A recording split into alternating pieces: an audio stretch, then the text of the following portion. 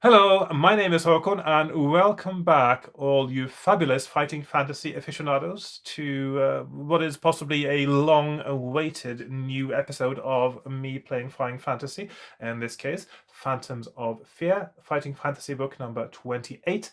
And it has been a while since my last playing session because of reasons. I'm not going to go into any of those. And let's just get into it and get started again, and which will be fun. Well, at least I hope it will be. It will be for me, probably, and maybe for you. You never know.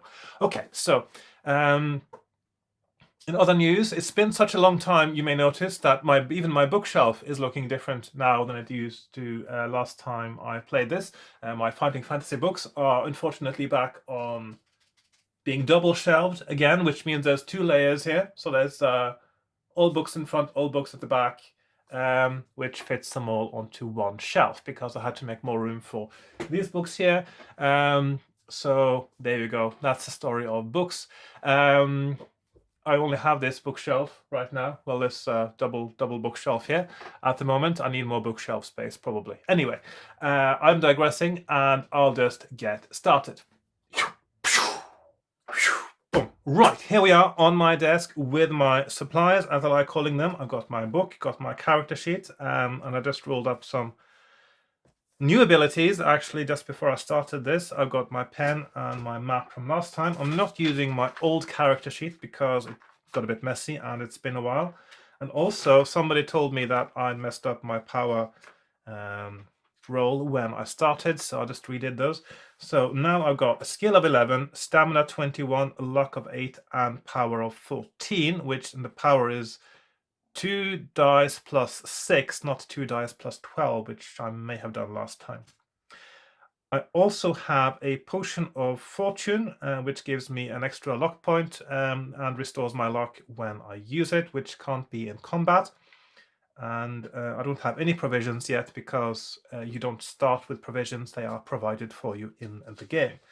Now, these abilities, of course, as you know, my philosophy on this, I've mentioned this before, they're not that important because the abilities... Oh, hang on, where are my dice? Yes, there are my dice. Oh, and yes, I also got my nice cup of tea, almost empty now because I've been drinking it while I've been preparing for this. I had to move my camera around a little bit and also do some other things. Now, the ability scores, the only purpose of the ability scores is to give you difficulty levels or adjustments for rolling dice. Now, the thing about playing a game by yourself is there's no skill involved in rolling dice. It's just random. It's arbitrary. It's, when it comes to games, not something that tickles the brain at all. So the main game in a game book is not to roll dice, and therefore nothing to do with the ability scores. The main part of the game, the main challenge, what makes it fun and interesting to play, is finding the correct way through the book by making the correct choices, sometimes by guesswork, sometimes by informed choices, sometimes by persistence and mapping. But that is the challenge, that is the game, that is the puzzle. Dice are not part of a puzzle at all. They are just random elements. So that means at some point, one can just dispense with the random elements if they get in the way of solving the actual puzzle. So I do keep around the ability scores and dice in the beginning of a game when I'm playing from the beginning, and I'm playing reasonably fair with them. But at some point, once I realize how unfair the book is, because this varies hugely through the series, I just dispense with those altogether, or I'm being flexible with them because they are not technically part of the game for me. Just picking random numbers, not a game. Anyway, right.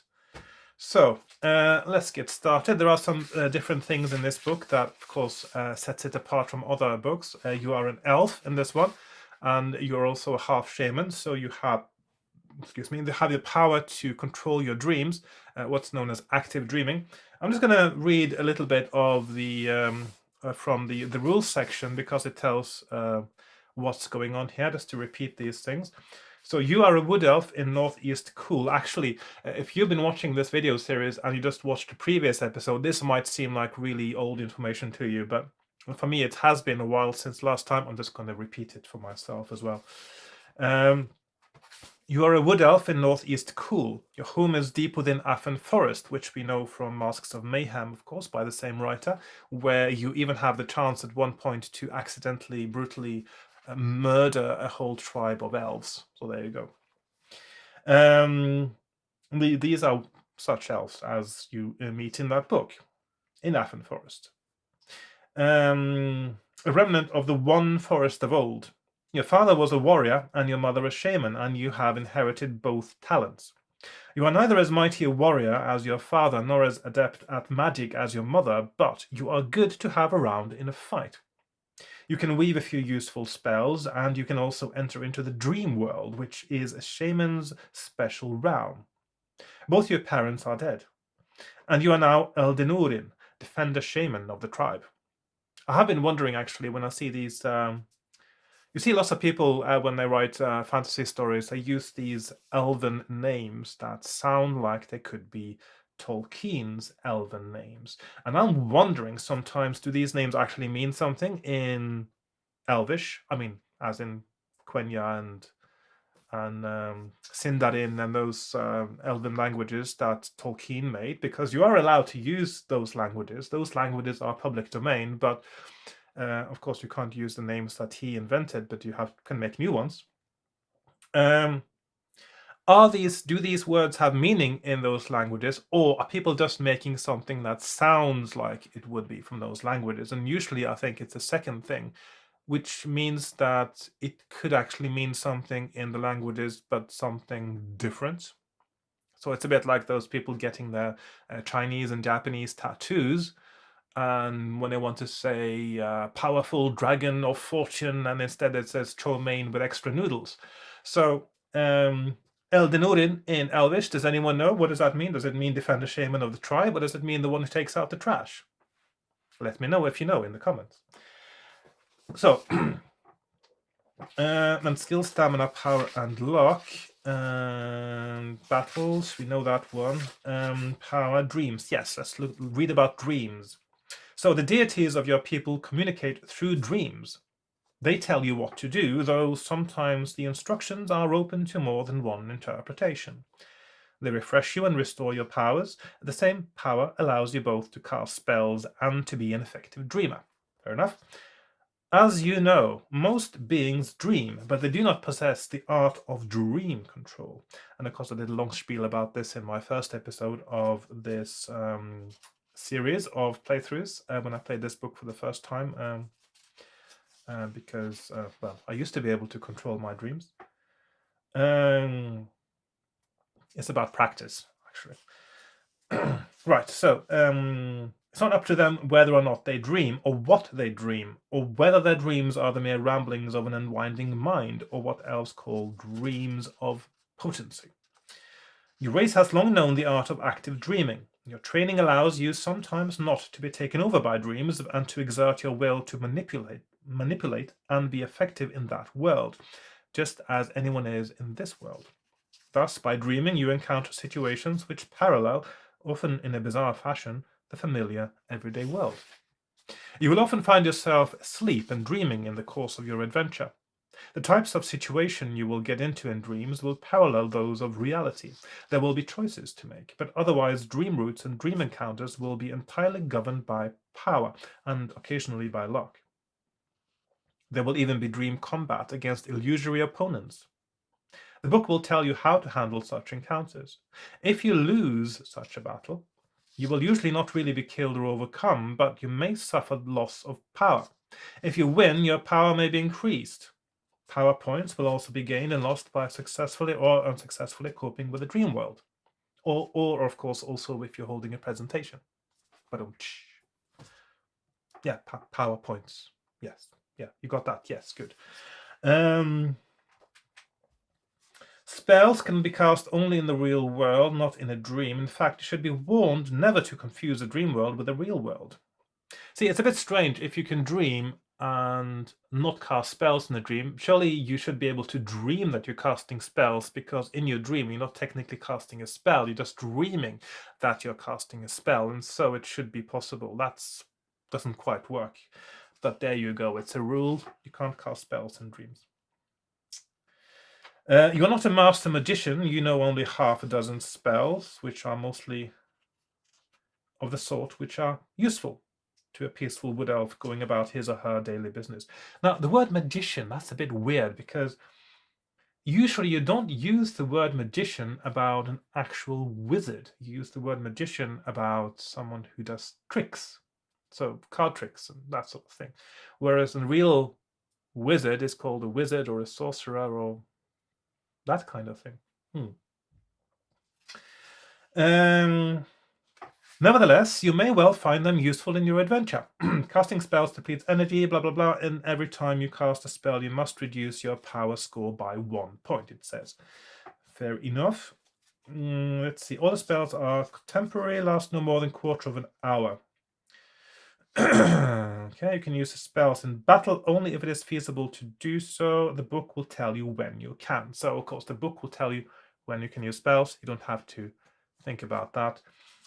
So the spells are Protect, Illusion, Weaken, Levitation, Finding, and Fire. So quite basic stuff. Okay. Restoring skill, stamina, and luck. That's the usual stuff. And okay. Power score may exceed its initial level. Important. You're starting with a potion that already settled. So then we are at the background. So let's get through this one again and make sure I have time on my camera now. It's been a while since I've done a video where I had to watch the camera time, because as I've mentioned before, I have one of those cameras, which is of course still most still cameras. When you take a video, there is a limit to how long you can record in one go, and then you often have to stop it and restart it, or you let it stop itself and then you restart it. And for a long time, because of tax rules, cameras were, even if they otherwise could cope with recording for such length of time because of other reasons like heating and things, they were capped at 30 minutes to be taxed as still cameras, whereas a video camera, different tax band and import duty band, could then record longer than 30 minutes. Very silly rule, that sort of EU regulation nonsense. And so my camera, which technically could have recorded until the memory card was full, is capped at 30 minutes for recording 4K video. There you go. Such is life. It's a very good camera though, and even though it's quite old, it's still very, very good, I think. And I'll keep it until it stops working. Right, so background. You wake up suddenly, shivering despite the warm midsummer night air. I could actually do with some of that right now. It's winter outside. Sorry, digressing again. Although I think people watching these, they like the digressions, don't they? Because, well, there's loads of them, and so if you dislike them, you wouldn't be watching my videos, would you? There you go. You are grateful to see the familiar walls and trappings of your hut. You know that you are secure, surrounded by the rest of your tribe and deep in Affan Forest. The dream from which you awoke momentarily escapes you. What was it? Then memory floods in on you. It was a dream of ordinary everyday life in your village. Elves were out hunting, tilling the ground, collecting roots for medicine and food, cooking and repairing huts. You cannot see yourself in the dream, but you were surveying the scene. Suddenly a voice spoke. A voice which simultaneously made everyone look up from their work and frightened you. It took you a moment to realize why it filled you with fear. It was your own voice. Why should that scare you? I don't know. But what words are these you are speaking? I must leave you for a while, you said to your fellow elves. May the gods of the forest protect you all while I'm gone. The demon prince Ishtra is just beginning to gather a vast force of damned, chaotic, and evil creatures beneath our forest. He plans to overrun the entire world, starting with the wood elves. His rule over his army is so cruel that even his foul minions would rebel if they could, but Ishtar holds them in his sway by magical power. Thus he must be overcome. If his sway is broken, his army will have no organization and power. They will be reduced to civil war between themselves. His army is not yet large, so I must go now to face him, while there is still a chance of penetrating his defenses. May I fare well and fare you all well in return. No, fare you all well until I return. If I return. Otherwise we will meet again in Tir Narog, the island realm of the Son of the Sea, the land of youth where all must go when their time comes. At this point you woke up. For Tir Nanog, that's Irish mythology, so yeah, okay, let's mix that in, why not? I'm always a bit sort of iffy about these world-building inconsistencies. Now he's suddenly taken something from Irish mythology, and then suddenly that probably isn't going to fit with anything else in the story. There you go. Anyway, elves are Irish, aren't they always? Yeah. Anyway, at this point you woke up. You now take stock of the dream. You know full well that it is a message from your gods, yet never before have they chosen to communicate by having you speak their words. You realize that this must be their way of impressing upon you both the urgency of the task and the fact that you and only you have been chosen for the mission. Yes, only you can save the world. Again, yes, usual thing. But the idea terrifies you. As a demon prince, Ishtar cannot be killed by any weapon of any earthly race. Even the most magical sword of the High Elves would not strike him down, so what can your lesser powers do against him? Nevertheless, you have been commanded to go, and you put your faith in the gods. They would not so command you if there was no hope. Or would they? You decide to go back to sleep to see if you can dream a dream which will give you more information about the noble and awesome task facing you. Turn to 1. And this is where we encounter one of our first illustrations. Quite vivid, stark, very disturbing, twisted, warped illustrations in this one, which I really quite like. I'll just have a sip of tea before I actually get started. Okay. Now we are on my map. Let's see, number 1. And I was trying to, on my map, very important now to distinguish what is a dream, what is reality. And it looks like I chose blue is a dream and black is reality. So I use different colors on my pen. And as usual, red means do not do this. Okay. In your dream, you walk through Affin Forest. Yet it is both familiar and unfamiliar. The trees seem more alive, even more than they normally appear to your trained wood elf senses. The tiny noises of twigs and shrubs seem magnified.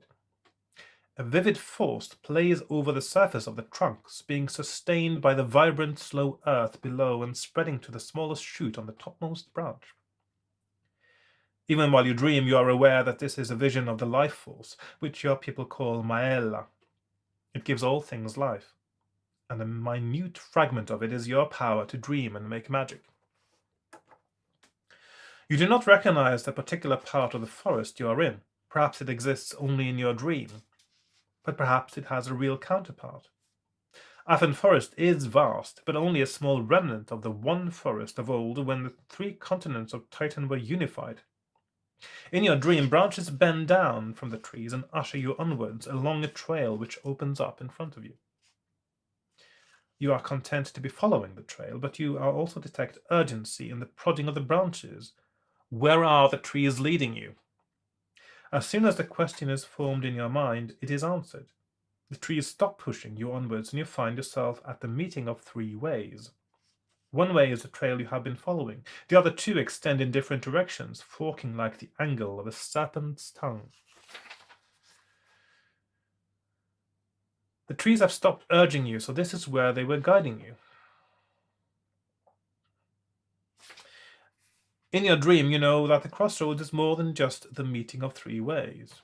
The path behind you symbolizes your past life, and now, with your heart beating fast and with your mind strangely calm, you have a choice of two ways onward. But where do they lead? At the moment, they both look like greensward tracks through a still forest.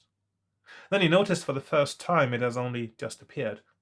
A statue standing on the exact spot where the three ways meet. She is a beautiful goddess, but in human form, and you know neither her name nor her function. She is completely impassive. Her arms are folded across her chest, and billowing robes shroud her body.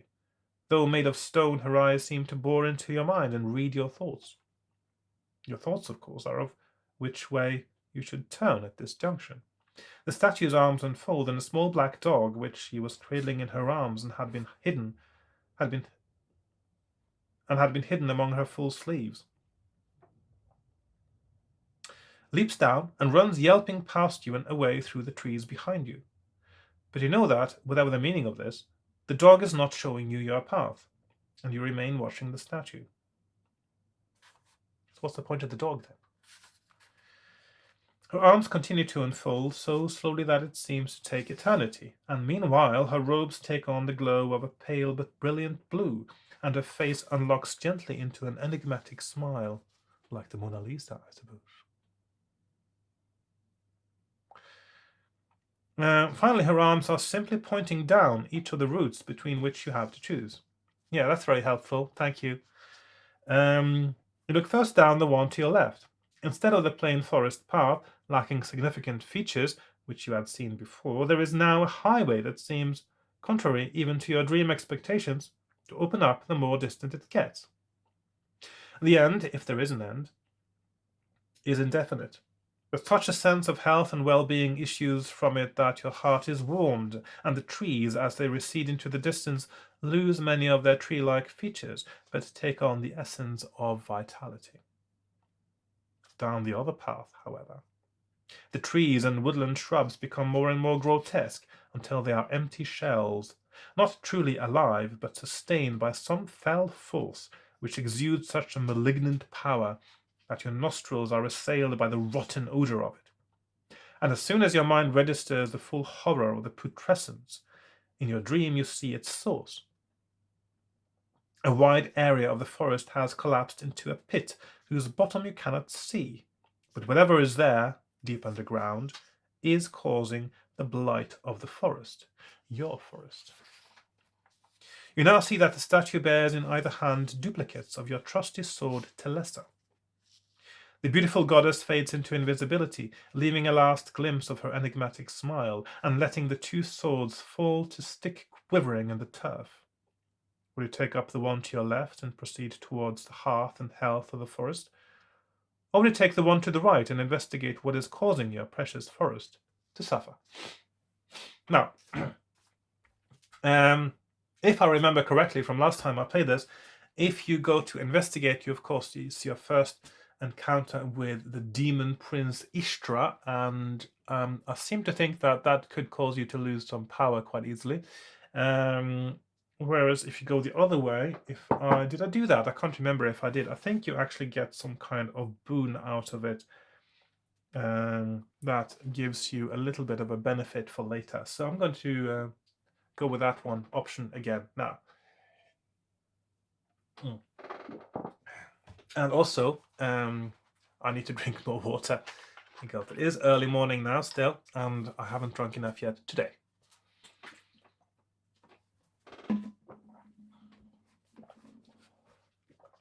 Right, so I'm going to go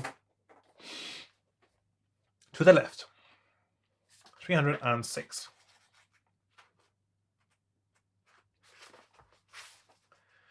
Even though you are already dreaming, your journey along this path seems dreamlike. So a dream within a dream. Nice. But it is the smooth gliding motion of your body which gives this impression, not any dullness of your senses.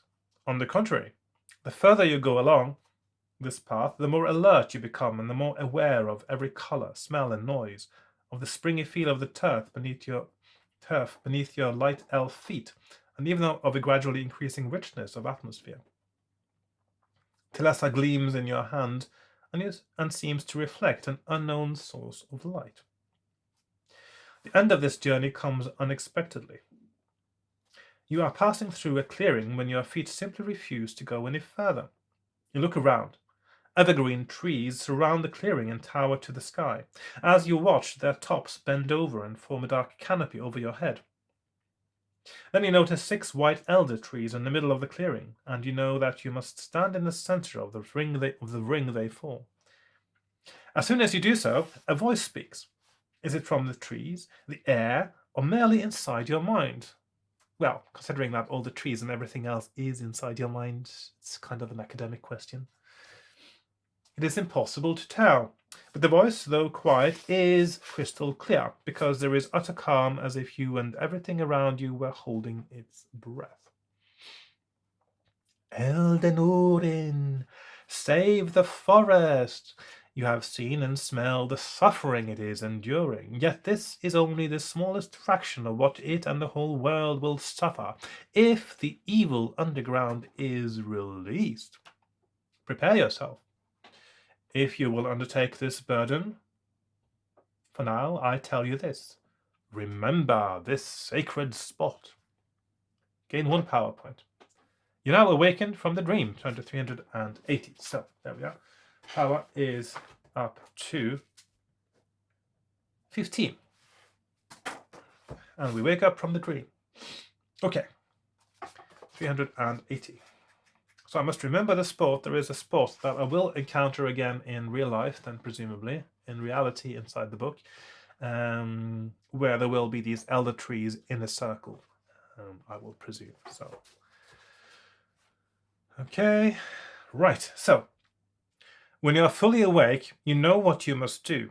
Somewhere in the forest is an area of foul blight, which marks the entrance to Ishtra's underground stronghold. You must find it, enter the pit, seek out Ishtra, and do battle with him. This will be an immense task, a quest which, whether you succeed or fail, the wood elves will sing about as long as they have voices to sing. It is a particularly daring undertaking for a wood elf, for your kind do not normally stray more than half a day's journey from home. You call a council of the tribal elders and explain your task. They protest that the mission is impossible, but you do not allow such doubts to enter your mind. Tell them that you must go, even, and you make arrangements for the protection of the tribe during your absence. After embracing your closest friends, and many seem to be such friends under these circumstances, you prepare to leave. All you need is your sword Telesa and a backpack.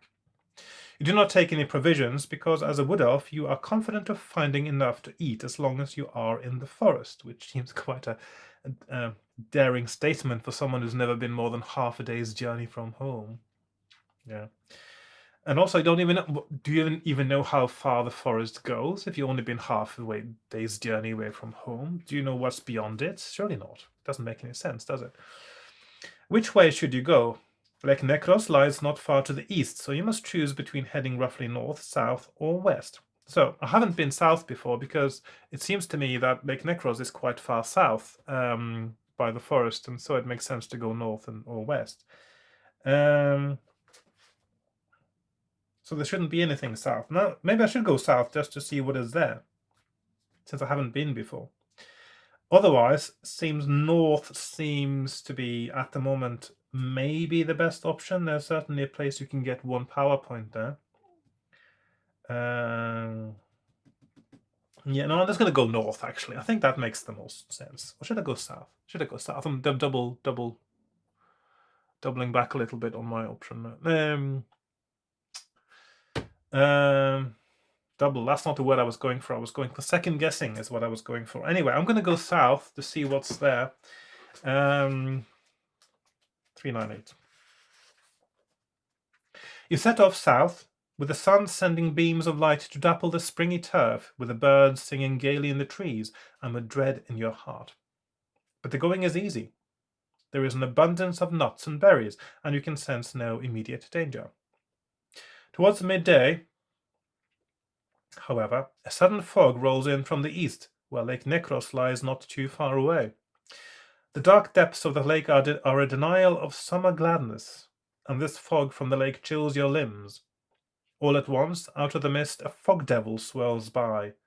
You duck and avoid the first attack of its slashing claws, but it immediately comes back at you. The monster is so... Am I in focus now? I think so.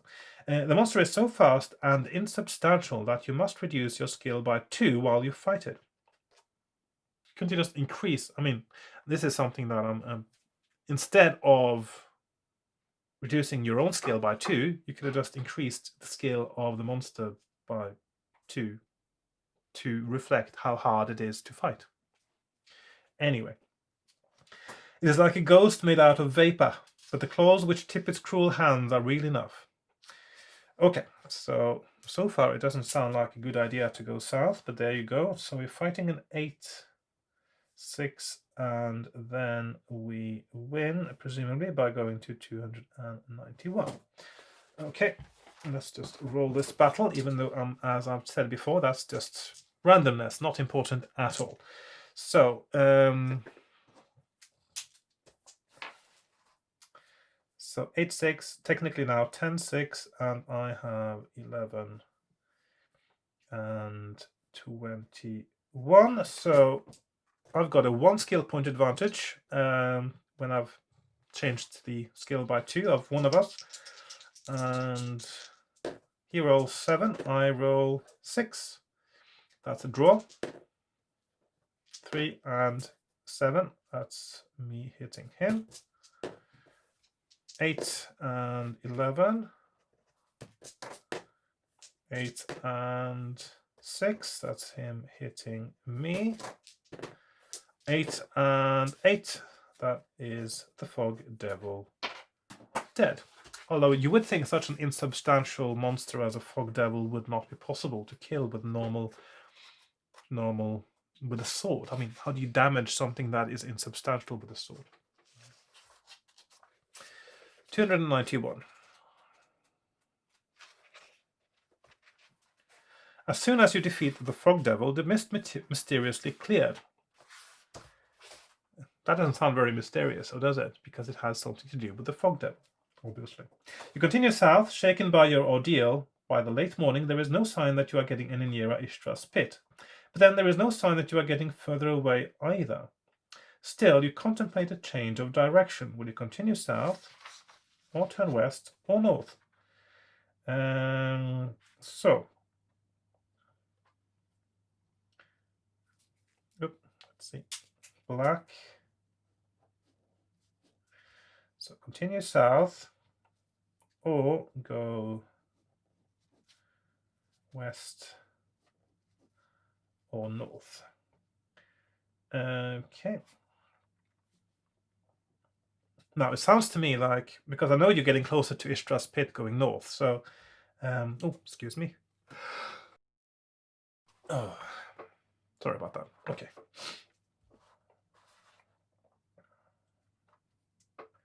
Because that's northwest, west, 300, west, 178, south. So I think south is completely the wrong direction, but I'm just going to see what is south here, and I'm saving my game at this point because I might have to just go back and make a different decision, I'm guessing. The day remains fine and your spirits begin to lighten as you continue south. You almost begin to think that you can succeed in your mission. Night time finds you resting securely in the hollow of a huge oak tree, which was blasted long ago by lightning. That night you are visited in a dream by an unfamiliar figure. He is an old human whose lined face speaks of wisdom and humor. Well, like he has trauma or something. Anyway, he emerges from a tall white tower on the edge of a forest, not unlike Athen Forest. You know, however, that he comes from a land far away. He tells you that he is a friend of your distant cousins in... The name is strange to you. It sounds like Alancia. He goes on. Your mission is vital. You must not fail, but you must use your senses. Have you noticed any change in life in the forest so far during your journey? Yet, do you not think that the threat of Ishtra, the old man spits... The threat... Yet, do you not think that the threat of Ishtra, the old man spits out the name with venom, would make some changes in the forest. The old man is starting to fade. It is clear that he has exhausted himself to bring you this message. His final words trail off into silence. Think on my words. In the morning you do just that, and you decide that the old man, what did he say his name was? Yaz something, was telling you to change direction. Will you go west or northwest? Yeah, so obviously you can't keep going this way, so squeezing Yaz Trauma in there as well. That was not expecting that. Okay, so let's go northwest then. So back where I was really wanting to go, which is north.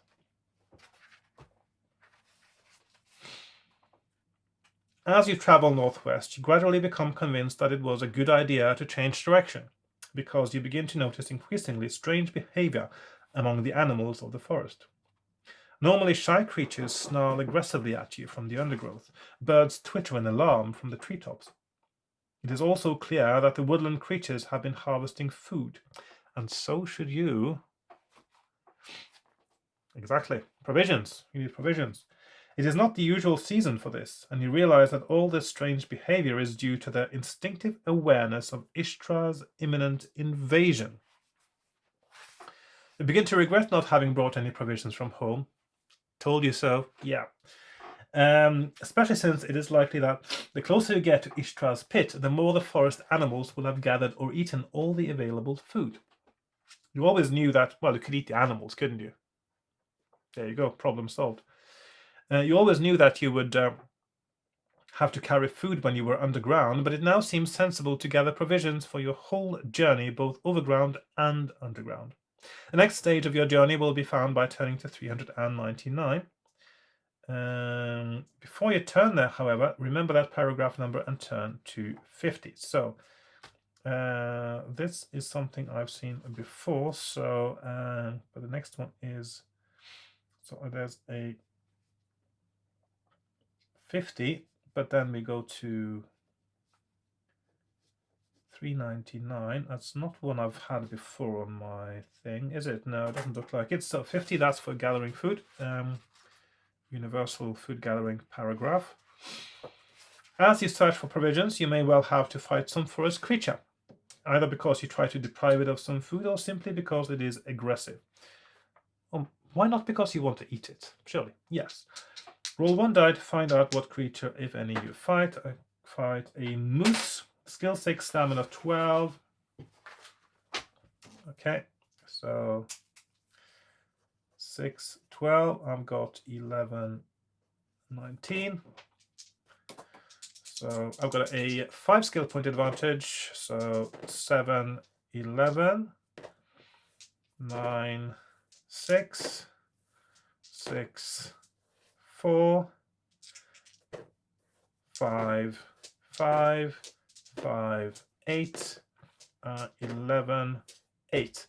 And I think that I rolled enough times now. I'll do one more just for luck. There we are.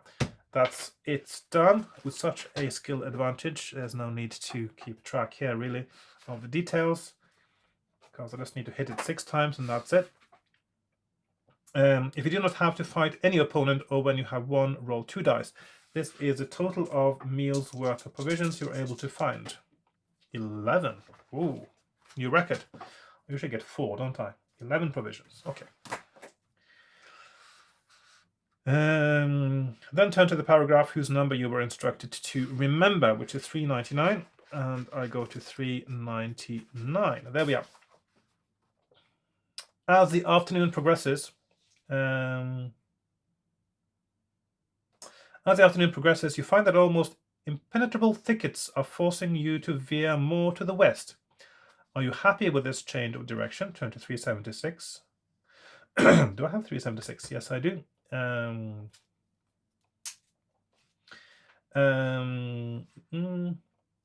Or will you push through the undergrowth northwest, turn to 12? Do I have 12 on my map? I do not. So 376 is over here. Or I go to 12. Well, I can presume that whatever's happening with the undergrowth now is trying to move me away from where I'm supposed to go more than it's trying to direct me to where I need to go. So I will try to push through the undergrowth and see if I can persist in that. As you are thrusting through the very next tangle of prickly shrubs, you disturb a nest of giant scorpions. One or two of these creatures would pose no threat to you, but a dozen are dangerous. You fight them as if they were a single opponent. They're already crawling up your legs, so it is too late for magic. Yes, indeed. So, giant scorpions, 6/6. So again, not a very challenging foe to overcome. I have to hit it 3 times with a 5 skill point advantage. 11, 6, draw. 6, 8, 1 hit, 5, 9, 10, 2 hits, and 3, 3. 3 hits, they are dead. If you lose any attack rounds, you have been infected by poison and will have to deal with it. Well, didn't happen. Okay. The encounter makes you decide to avoid the thick undergrowth and you turn west after all. 3, 7, 6. Okay, so that is interesting because that means that the only way you can get to turn north in the beginning is to turn north in the beginning, and going south or west will eventually lead you on the western path.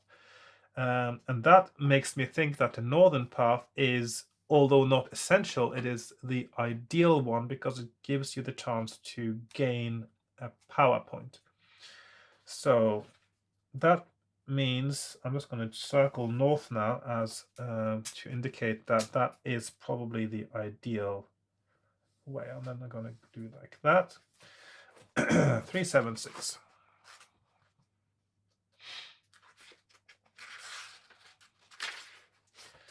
But of course, it's nice to see that all roads, in a way, in the beginning now lead to the same place. That's quite a nice structure I like to see in the game book, where there might be different things happening along the way. Some might be better than others, but eventually all paths will sort of nudge you in the right direction, at least.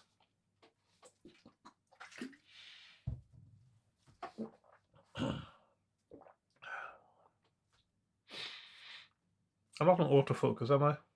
No, good. I'm just checking now because my camera can be set to automatically adjust focus as it goes along, or to be focused manually. So yeah, I don't want it to suddenly change focus when I'm moving around here. Okay, so 376. Later in the afternoon, you hear the distinctive sound of a wild boar trampling the undergrowth.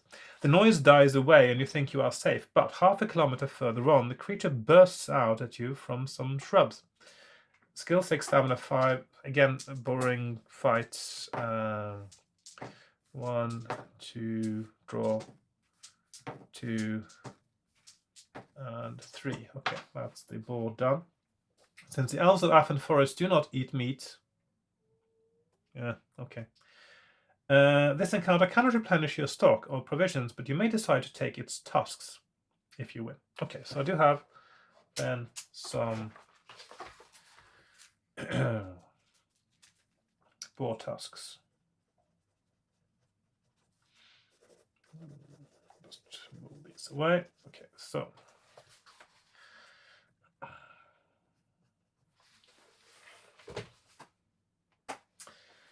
right, 326.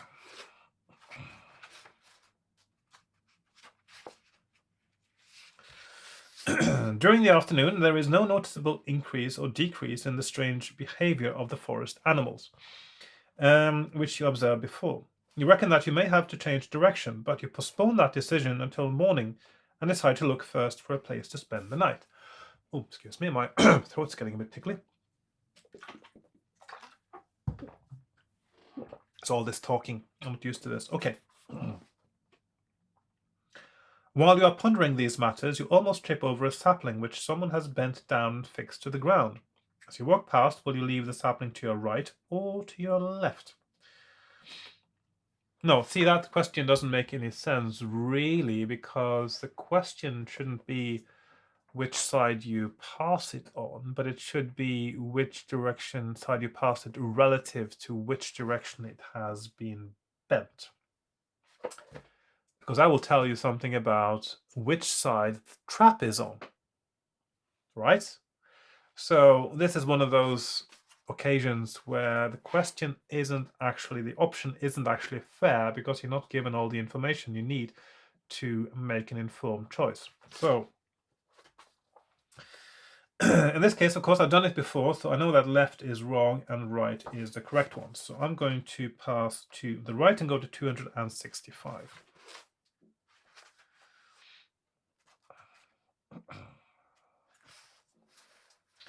You find two possible places to spend the night.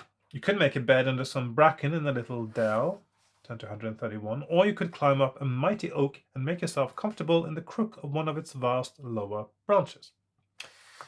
Now, before I have done, not the bracket, I've only done the oak, actually. Or the bracken. Still, yeah, I think I'm more comfortable in oak anyway. I'm not going to stick to the oak. Should I go for the option of going into the bracken? Since I am exploring some new options today, I'm going to go with the bracken and see what happens, if anything happens. 1, 3, 1. The rustling of the bracken, as small nighttime creatures negotiate its stems, influences your dream. In your dream, the rustling sound becomes the wind as it rushes over a vast plain with its endless acres of dry grass. You see yourself walking through the grass, which comes up to your thighs. You do not know where you are going, but a growing feeling of doom convinces you that it is not towards good.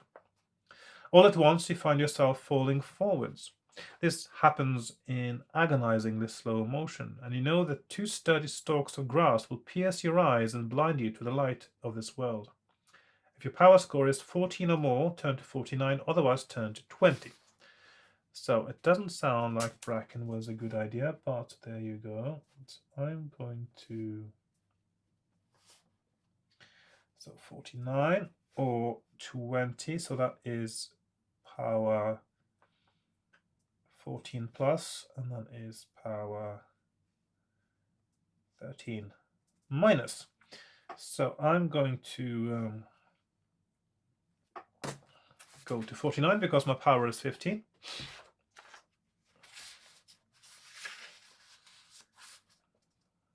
You know the virtue of staying with a dream, however strange or lethal it may appear.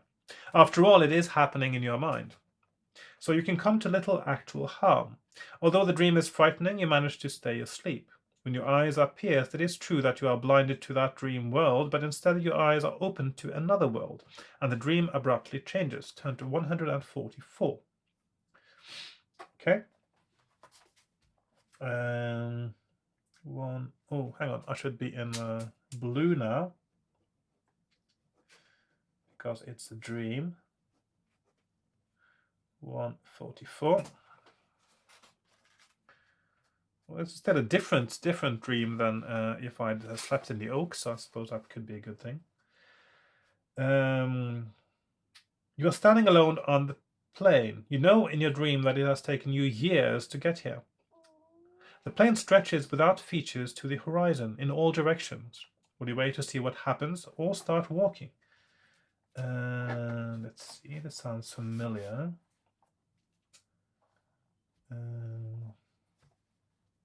Let's see. There's not much room here. I'm just going to move this over to the side now, since there's room here. So there's two options.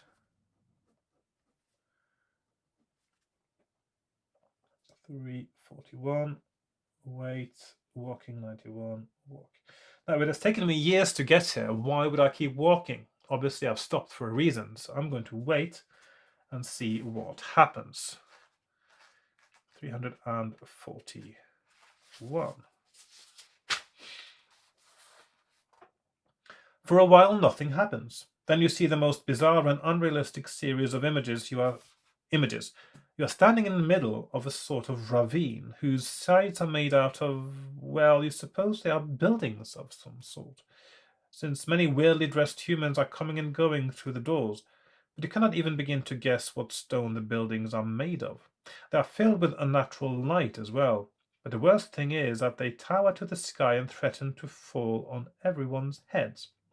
You shout to the strange people to run, but it soon becomes clear that they can neither see nor hear you. You can see but cannot hear. You are surrounded by rush, but it all takes place in eerie silence. Then a new horror becomes apparent. The smooth path you are standing on is suddenly filled by dozens of monsters. They are made out of metal and glass, it seems, and move at terrifying speed. Each of them has at least one of the humans in it, who are obviously prisoners, and often have grim, tortured expressions on their faces. You wake up from this nightmare. You can bear no more of it. Is this some sort of world, or some other world altogether, or is this to be the future of Titan? Is the Earth to be controlled by metal monsters, with humans for slaves? And where were elves, dwarfs, and other races? You find tears springing to your eyes in fear for your race, but you know that no elf could live in such a place. But now you are awake, you must get on with your mission. Turn to 172. So, that was a glimpse of the current day world now, which is quite interesting. So we are going to 172, so that means I am now up here at 172.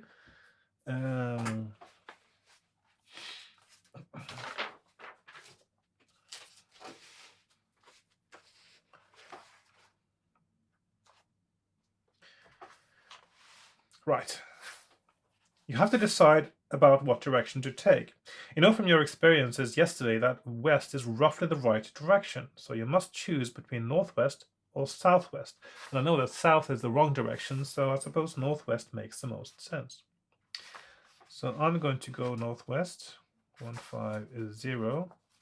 Now, there's one thing that's a little bit sort of off about this now, because it's like you set out on your mission to defeat Ishtra, and you know that nothing you have in your power, and not even a magical weapon of normal sort, if there is such a thing, is something that can defeat Ishtra. And you are heading in the direction of Ishtra with the presumption that you can defeat him without even knowing if you will have anything that will enable you to do so. Shouldn't your mission, first of all, be not to find Ishtra, but to look for or find out what would be the means of defeating him? Yeah, anyway.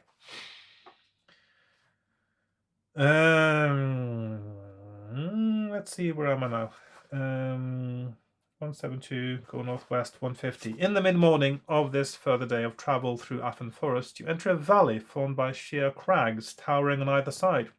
The tops of the crags are wooded, but there are fewer trees on the floor of the valley. As soon as you enter it, you feel that this is a special spot, but special to whom, and for what reason, you do not know.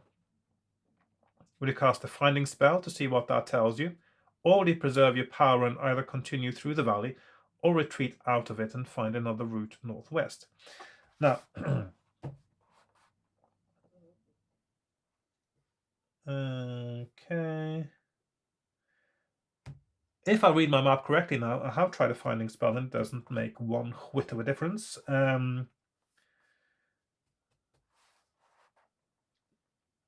Another route has been done before, and that seems to be okay. Maybe I have not before continued through the valley, actually, at this point. So that's what I will do this time to find out if that is an improvement on any of my previous paths. And I'll just restart my camera. Right. 383.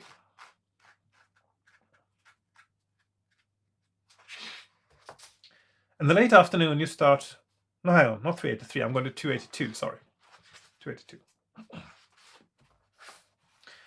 You pass, on the left side of the valley, a rock formation which juts out of the cliff like some vast buttress. As soon as you are past it, you can see that it is matched by another about 200 meters further down, in the backwater, as it were, of the valley, which lies between these twin buttresses. You find the answer to your questions about the nature of this place. Two majestic stags, whose many branched antlers indicate great age and authority, are standing, apparently on guard, in front of a vast pile of bones. You now realize that this is the legendary death ground of the deer of Afan Forest. It is said that no mortal may gaze upon it and live, but perhaps this is just an old wives' tale. For you certainly do not feel threatened. Will you nevertheless cross to the other side of the valley to give the stags a wide berth, or will you approach the death ground? Turn to 101. Now, I'm sure this is definitely an old wives' tale, so, well, I'm going to check it out, aren't I? So, I'm going to go to... so either you're going to 383 again, or you're going to 101. So 101.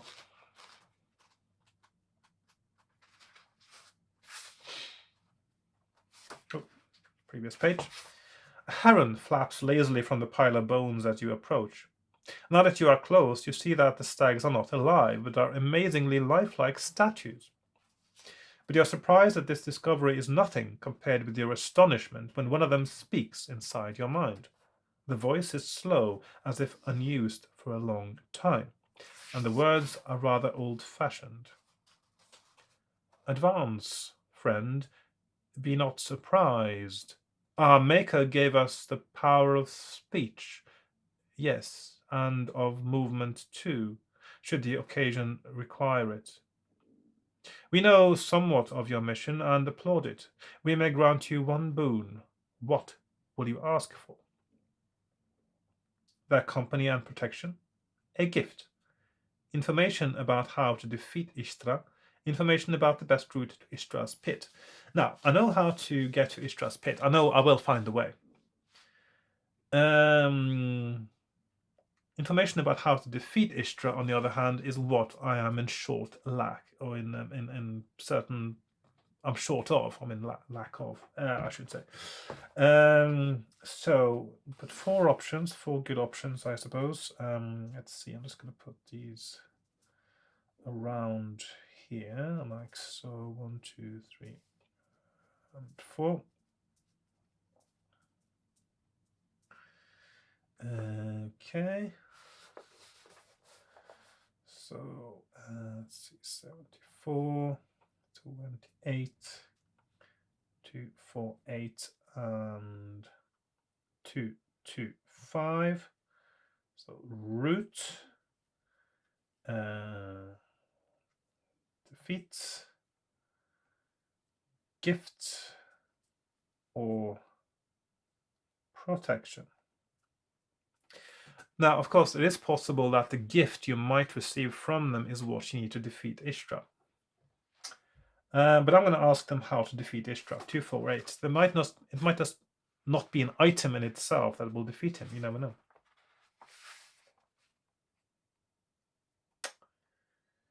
We can add nothing to what you already know from your dreams, is the reply. However much you plead, you cannot move the impassive stags to respond any further. Will you carry on up the valley or investigate the pile of bones? Okay. So that is 383 or 135. So I'm going to investigate the pile of bones there.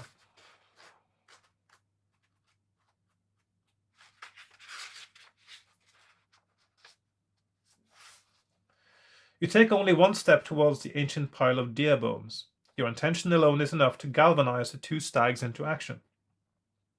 With a silent cry of desecration. Is that a silent cry? Desecration. They drive you effortlessly from the place. You lose 4 stamina points for the injuries they inflict and 1 luck point for your foolish action. You pass through the rest of the valley and continue on your way.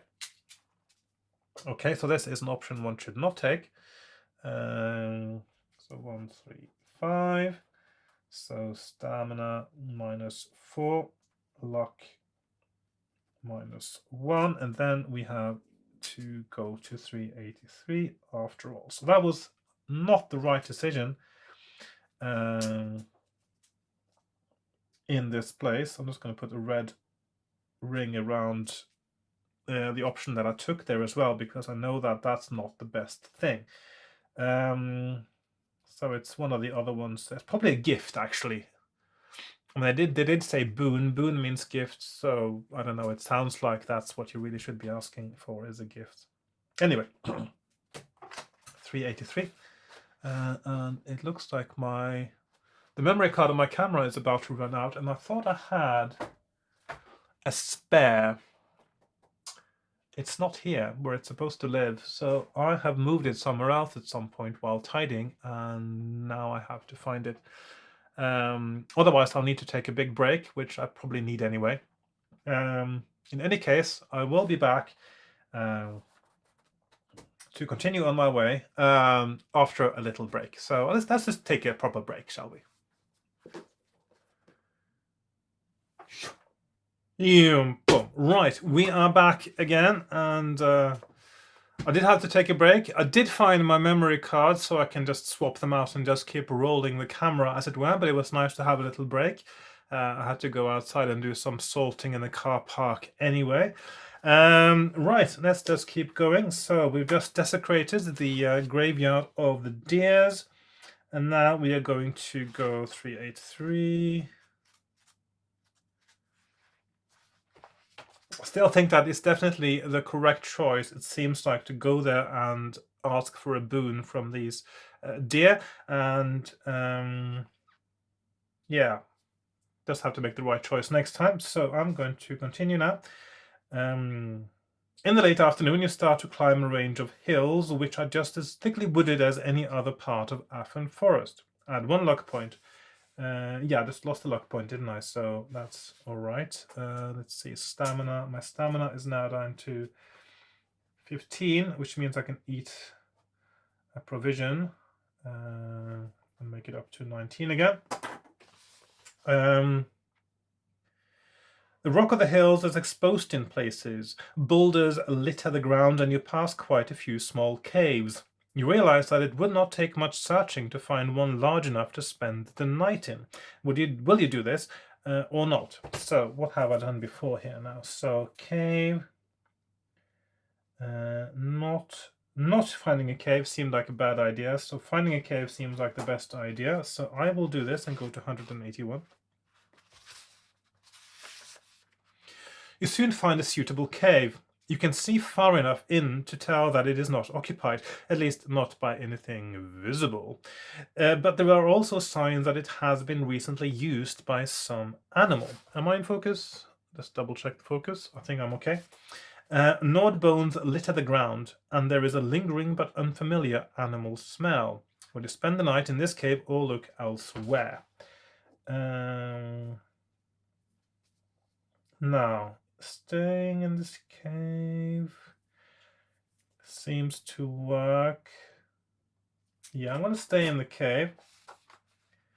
357. I haven't made a mark that seems to be the correct choice there. You gather some logs and uproot several bushes to make a screen across the mouth of the cave. This won't fool the cave's occupant if it returns, but it will give you, well, it might actually make him think twice about going back inside. But it will give you advance warning of its return, since it would make a noise while removing the screen. You do not sleep well, since you are constantly half expecting to hear the animal coming back, but it doesn't. Only one brief vision deepens your otherwise shallow sleep, but it is a dream of great and awesome beauty. You see yourself standing in the center of a ring formed by 6 pools, which you know instinctively are bottomless. 2 of the pools are filled with liquid fire, which continually changes shape and color and seems to form recognizable images, but they are gone before you can identify them. And the new image has taken the place of the other, forever lost. 2 of the pools are filled with water. In your dream, you look into one of these pools and know that the water is burning cold, though it does not freeze over. You see reflected in the pool a dark star-studded night sky, but these are not the familiar constellations which circle Titan. The last two pools, arranged opposite each other, as the other pairs are too, are funnels for mighty winds. One pool is exhaling and the other inhaling, as if they were the breath of the world, and the strength of their blasts would either suck you into the fathomless depths or blow you into the heavens. Gain 2 power points and turn to 319. So, power plus 2 it says there, not very well written. So, power is now 17. 319. Okay. So that's definitely the correct choice there. In the morning, when you wake up, you tear away the screen from the mouth of the cave. Dawn light floods in from the sun, which has risen just over the tops of the trees in the forest plain below. You can now see more of the cave than you could last night, and you realize that it goes deeper into the mountain than you had thought. At the back of the cave, screened by a boulder, a narrow tunnel winds away into darkness. It is so narrow that you would have to wriggle through, pushing your backpack and sword in front of you. You can feel no draft issuing from the tunnel, nor is there any other indication that it might lead anywhere. Will you explore the tunnel or continue up the hillside? So, what have I done before now? Tunnel seems to be a nice way through. Hillside sort of skips that bit. Some options I haven't quite taken inside the tunnel, so I'm just going to go that way now and see. So 35, there might be something useful there still.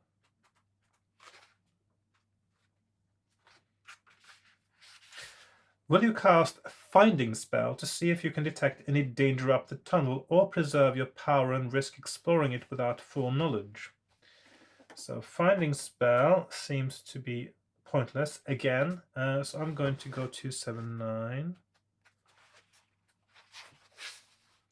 You wriggle along the tunnel, hoping that nothing dangerous will pursue you or come to greet you in these cramped conditions, where fighting would be next to impossible. In fact, however, before long the tunnel widens and allows you to proceed on hands and knees. At the same time, you can begin to make out a dim glow from ahead. Will you carry on or return to the cave and walk up the outside of the hill? So I'm going to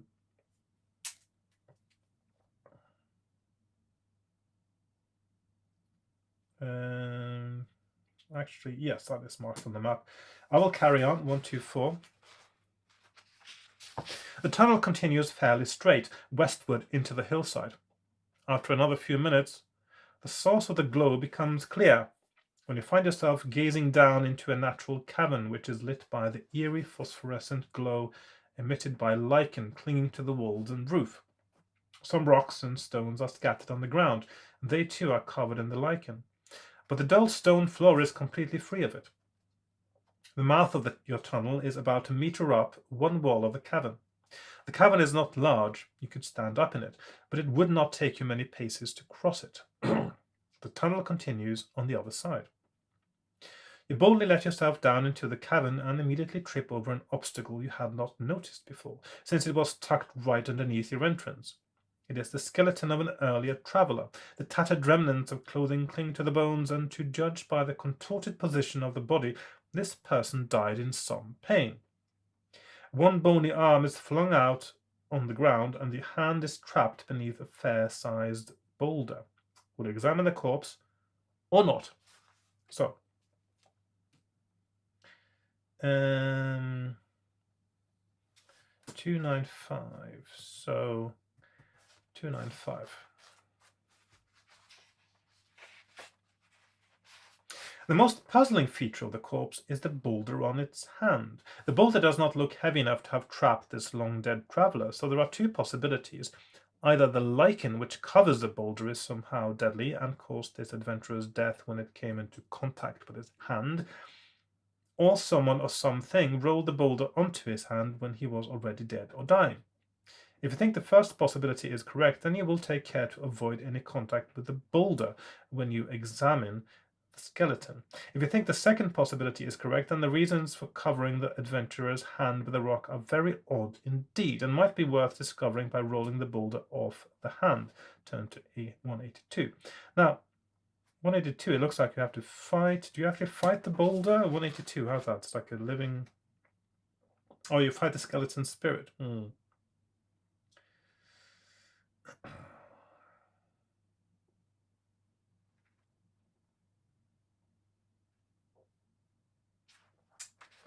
Right. But I haven't still done the option of thinking that the lichen is the problem. So I'm going to consider that option now and choose 110 as my way of examining the corpse. The only item you can find is a pendant around the skeleton's neck. The chain is made of white gold and supports a green stone whose nature you do not know. The stone is hanging inside the skeleton's rib cage. You can remove the pendant if you like and put it on yourself. Then you can change your mind and roll away the boulder after all. Or carry on across the small cavern and down the continuation of the tunnel. Okay, so this is interesting because this could actually be an interesting death if I put the pendant on and then remove the boulder. What will happen? I am too curious not to do that now, so I'm going to save my game, as I call it, and have a little look and see what happens, because my instincts now tell me that this is a terrible idea. Putting on the pendant and then removing the boulder. I don't know, it could actually be a good thing, you never know. I have to try to remove the pendant, put it on myself, then remove the boulder. See what happens. Yes.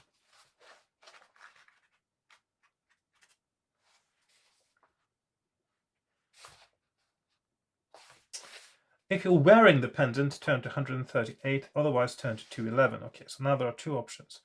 Oh yeah, so I wasn't sure. I thought you actually couldn't choose. I thought you actually had to as part of the options they're actually putting on the pendant. So that means I don't have to put on the pendant. I don't think I would want to wear the pendant actually. 8 was a pendant. No pendant. I should still check what happens if you wear the pendant just to see. I think that's going to be a bad thing. Let's find out. 138. Yeah, that's a paragraph of death. So I definitely, yeah, but as I said, that was not what I was wanting to do because I knew that was going to lead to something bad. Let's just read that out though, just to see what happens. So you gingerly push away the boulder with your feet so that no lichen touches any bare skin.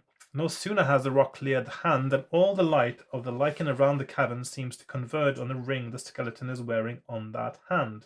The light then flashes from the ring to the pendant around your neck. The green stone burns icy cold through your body and finds its way unerringly to your heart. Once your flesh has rotted, there will be two skeletons on the floor of the cavern. So it's the pendant, that's the problem. So what happens if you're not wearing the pendant, which is what I chose to do? You gently push away the boulder with your feet so that no lichen touches any bare skin. As soon as the rock clears the hand, all the light from the lichen around the cavern seems to converge on the ring the skeleton is wearing on that hand. A light then flashes from the ring to the green stone on the pendant. Okay, so it is actually exactly the same as what happens if you choose other options. So basically none of these options lead to anything interesting at all. It's just a battle with a skeleton spirit. So now, because now you're going back to it's just this option here, which is an end, and then this one just leads back to 61 again. So 86. So okay, so it's just a way to give you a possibility of an insta-death there. That is actually something that only happens after you've made a few choices that may seem... You actually get a chance to not do the foolish thing, which seems quite fair. You know what? I'm not going to bother rolling the battle with the skeleton because, yeah, it doesn't really matter. It doesn't really matter. If I fail, if I die, I just start over again and I do the same thing. And it's, yeah, all that. Saving time, not cheating kind of thing. Anyway, as I said, it's not the exciting part for me is to roll the dice. I find it quite dull most of the time. So there we are. You cross the cavern, taking care not to touch any of the weird lichen. You have to get back onto your hands and knees to continue down the tunnel. But after another half hour of this awkward mode of travel, you start to detect fresh air. And soon you break out onto the western slopes of the hill. You stretch your cramped muscles and look ahead to the west to see what terrain you must cross next. The hill descends gently into a valley where all seems to be peace and harmony. The trees there seem still to be clothed in spring green, but this sparkling copse ends with shocking abruptness in the landscape which is unlike anything you have seen before, awake or in your worst nightmares. You realize that you are looking out over the blighted part of the forest, which your dream revealed to you. It's that you haven't seen anything like it, but then you have, which is a bit daft, but there you go. Last time I played this, I think I did quite actually praise this for the use of language, but I noticed now when I'm reading it now for, well, this time, that there is something in the way it's written. It feels like there's some sloppy editing going on. There is sometimes things that are sort of slightly repeated in a way that isn't necessary, and it actually sort of ruins the streamlining of it. So otherwise, it is well written, but there's still room for improvements. Anyway,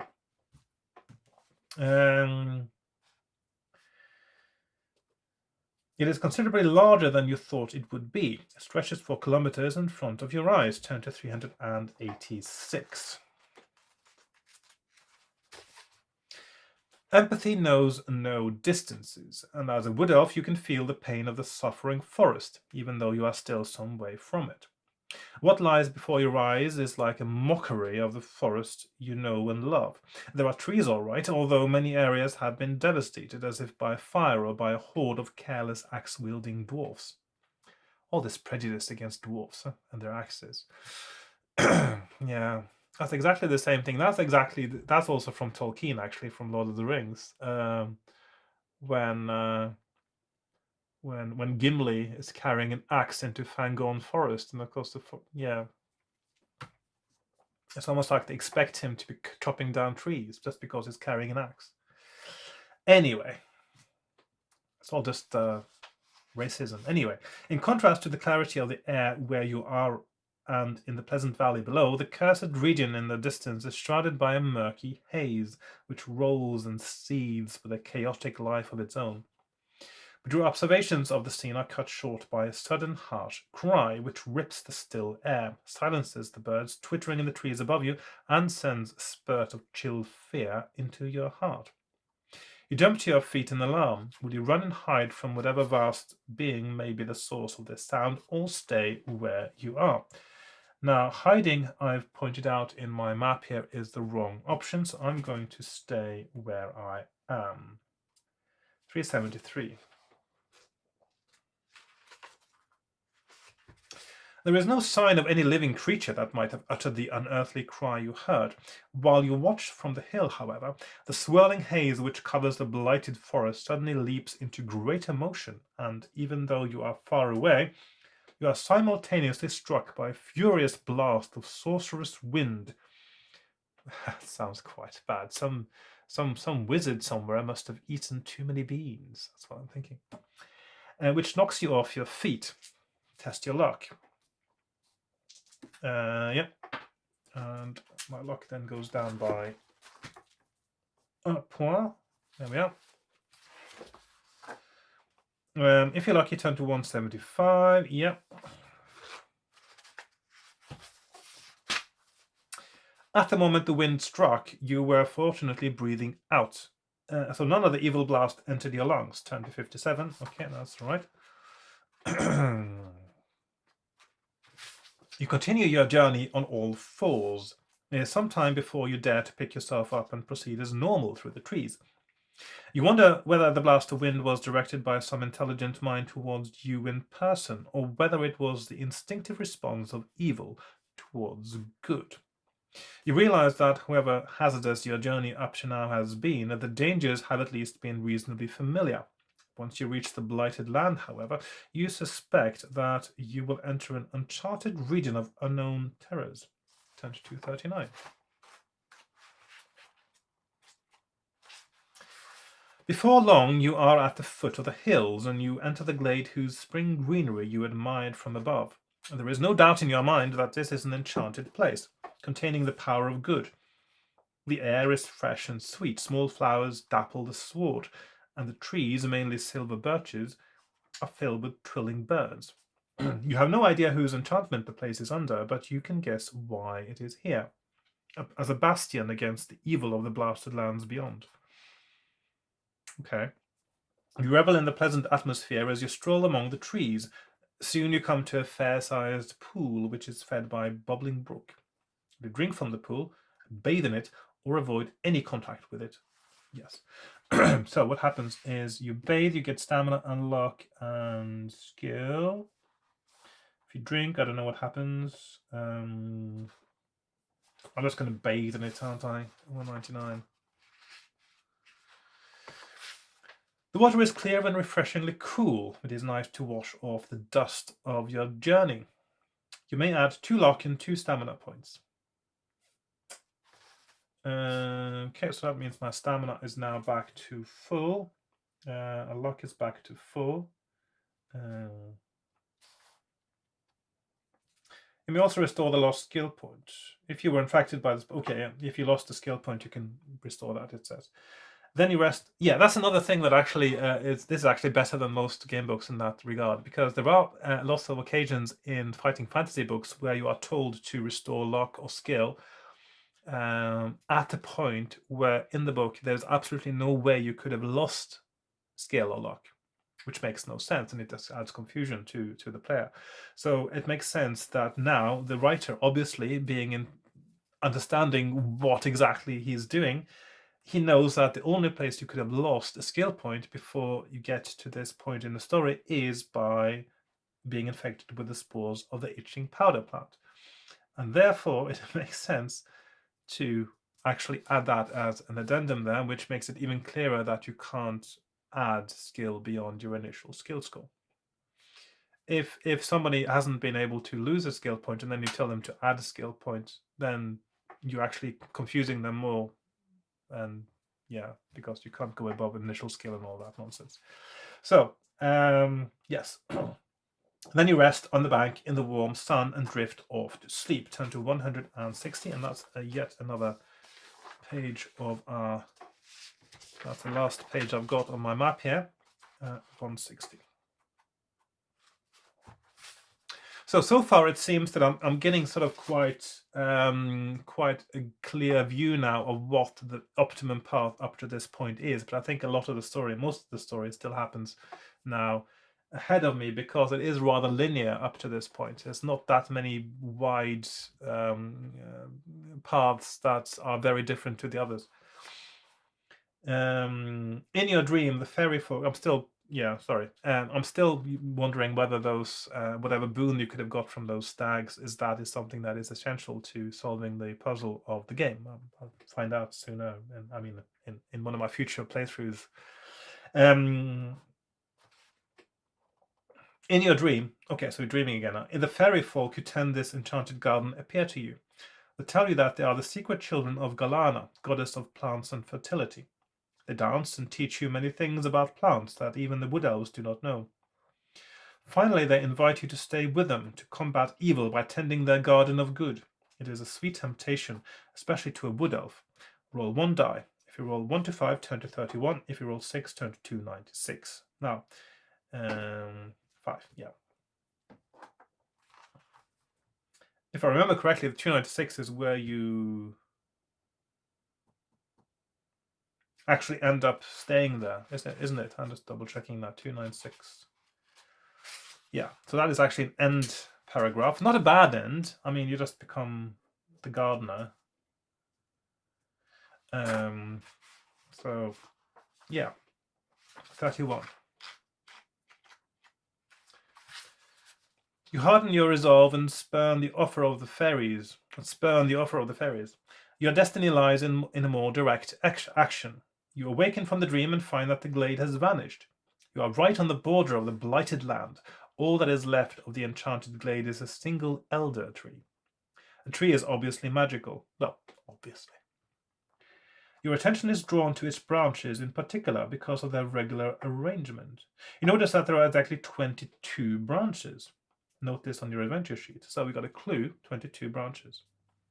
All but one are normal, leafy boughs.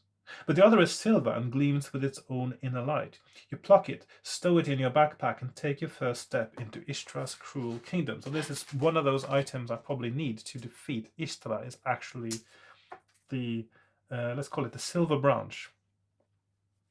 So silver branch of an elder tree. There we are. 259. Okay.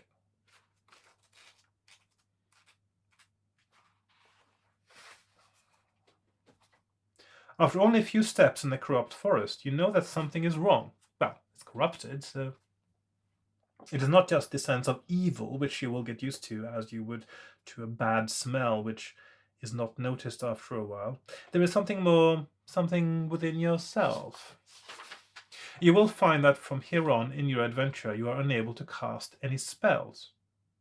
Okay, so the spell thing then is almost completely superfluous to requirements in that case, because there's only, I mean, on the paths I've taken, only 2 chances of casting a spell. In both cases, it didn't seem to make any difference at all. One of Ishtar's defenses is to prevent any magic except his own being effective in his domain. You retain your power score, however, there may yet be some use for it. As you walk forward, the evil mist which you saw from the hillside seethes around you, as if urging you to return. Lightning plays over to your right. A tall pine, throttled by ivy, which is wriggling even now, looms in your path.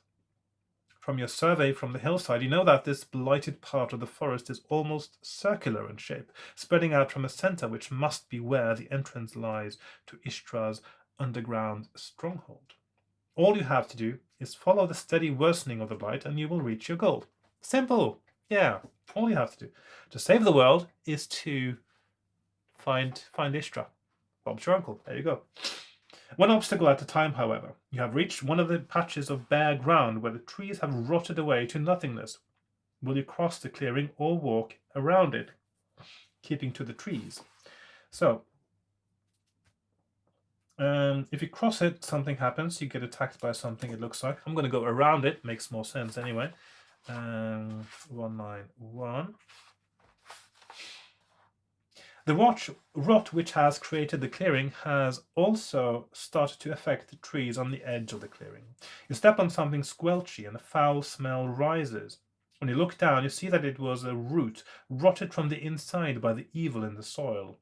And then, was it a trick of the shifting half-light of this place, or did that root move slightly? No, it was not your imagination, for now several roots are squirming towards you, dripping noxious slime. And now they are joined by a dozen more, and now more. You must hack your way through these roots. If you have a hatchet, there's actually a possibility you can get a hatchet. You can add 1 to your attack strength for each round as you wield your sword in one hand and the hatchet in the other. If you win, you leave a foul mess behind you and break away further from the clearing, where the rot has not yet warped the trees so much. Turn to 6. So if you go across the clearing, you have to fight something 713, and now you have to fight something that is 612. So it looks like that is the best option of the two. So 612, my skill was 11. I got a skill point advantage of 5, so 9, 5. So that's 1 hit. 2, 3, 4, 5, and 6. And that means I won that battle. Again, not very exciting with the rolling of the dice there, but there you go. 6. I'm going to go to 6. just doing speed battle because there's no point really doing it the slow way. You continue through the cursed forest. And I'm going to just restart my camera. Hang on, bear with. You continue through the cursed forest. The leaves are brown and swollen beyond their normal size. There is a constant dripping of vile liquid from the leaves onto the soggy ground. Late in the afternoon, or so you guess it to be, but the sun is usually invisible beyond the seething brown mist. You come across a definite trail tending to your left.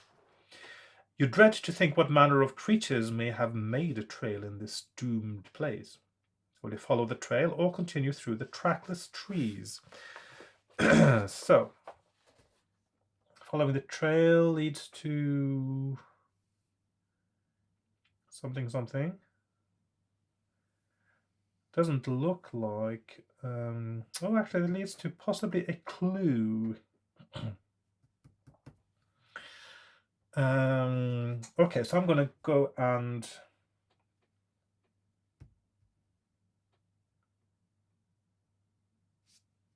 I'm going to follow the trail, in that case.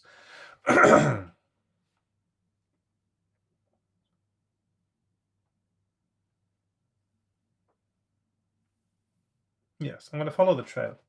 69. You walk warily along the trail. To your relief, nothing pounces out at you from the woodland on either side, and there appear to be no traps. The trail leads straight to a fenced-off area. Inside the fence, the trees have been cleared, but great holly bushes,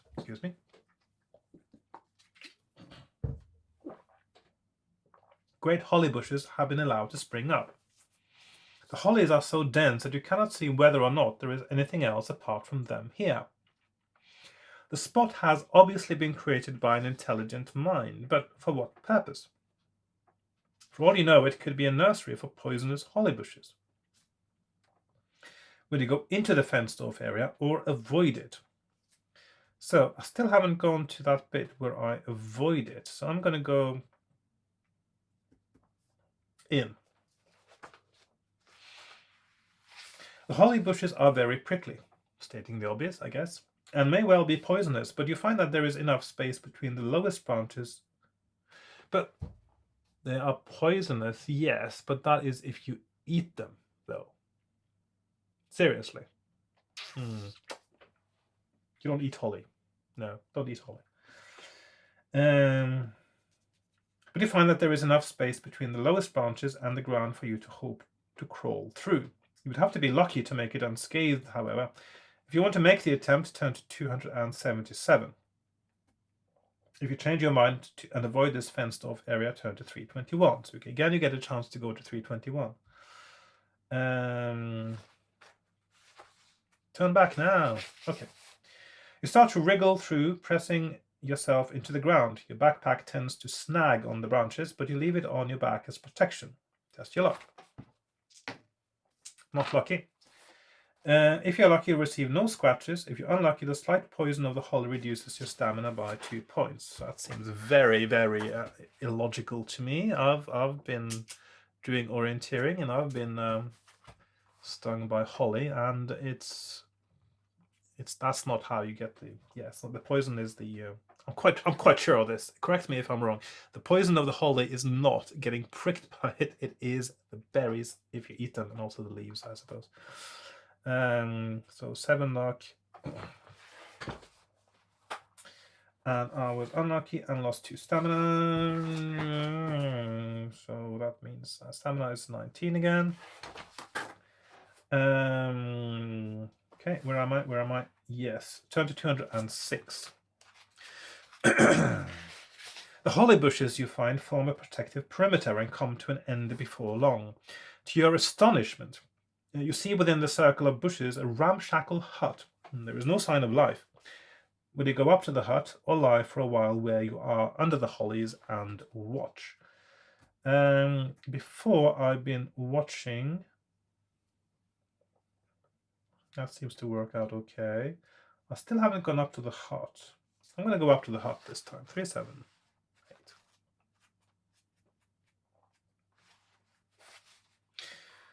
You are wiping the grime off a window when the cracking of a twig I didn't choose to wipe the grime off a window. I was just going to go up to the hut. Anyway, so what's his name again? Wakeman, the guy who wrote this one. Waterfield, yes, Robin Waterfield, not Wakeman. Waterfield. He's done this in Masks of Mayhem. There were a few really glaring examples of how one choice led to something else that you didn't choose. So yeah.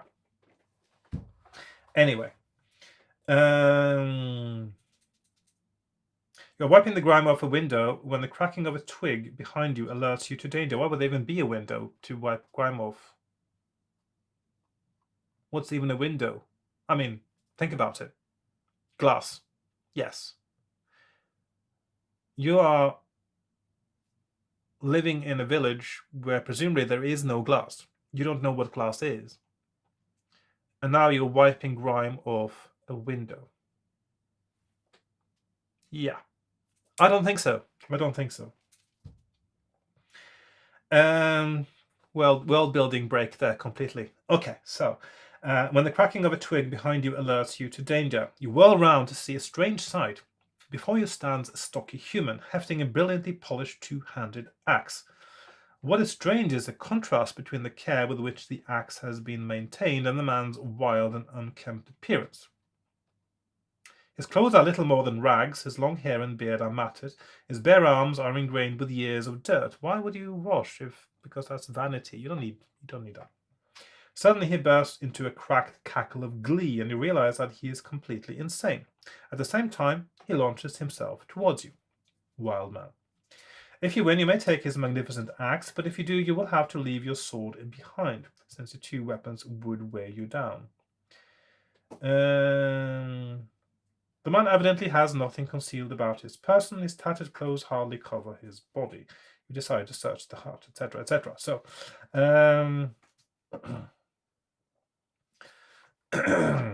do I bother rolling for the battle? I'm going to stop. I'm not going to bother. This is about the puzzle of finding the way through. So I'm going to say I won that battle. Never mind the do's and the whys in the hows. And I'm going to go to 1, 3, 6. So 3, 7, 8 and 8, 12. And then we have 1, 3, 6.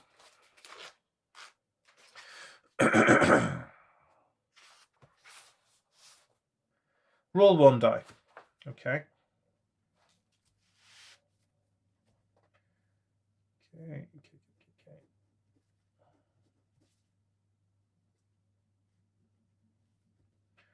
220 and 316. So that is 5 to 6 and 1 to 4. Okay. I'm going to do that one. 5, so 316.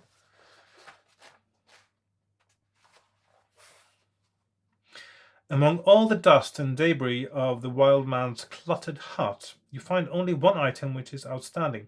This is a piece of amber, small enough to fit easily into your closed hand. What is remarkable about this amber is that trapped within it is a female glowworm whose phosphorescent light is still shining despite the millennia it must have spent in the fossil resin, which also would not happen because bioluminescence is indeed bioluminescence. It is luminescence that is created by bacteria, which means that they too would die very quickly if their host animal got encased in resin, which later, of course, would turn into amber. Indeed, unlike some fanciful things happening in certain films, like Jurassic Park, there is no way that actually the DNA doesn't even survive in amber. So, yes, no, not. So again, we're getting the clue, which is also up in the other bit there. I see amber and number 20. You also notice that in some past time, the number 20 has been engraved in. Well, actually, what is remarkable with its amber is that trapped within it is a female glowworm whose phosphorescent light is still shining despite the millennia it must have spent in the fossil resin. Why? How would you even have a concept of millennia? Why would you even think that a glowworm inside amber would be that it's there because it's fossilized, you would not have any concept of fossils or of how long it takes for amber to be created. As far as you're concerned, amber is something that just exists. Number 20 has been engraved in fine spidery runes on one face of the amber cube. You put the amber in your pack. Since it is now evening, you decide to use the hut as a refuge for the night. Turn to 86. So this then leads me up to 86. Now I'm wondering if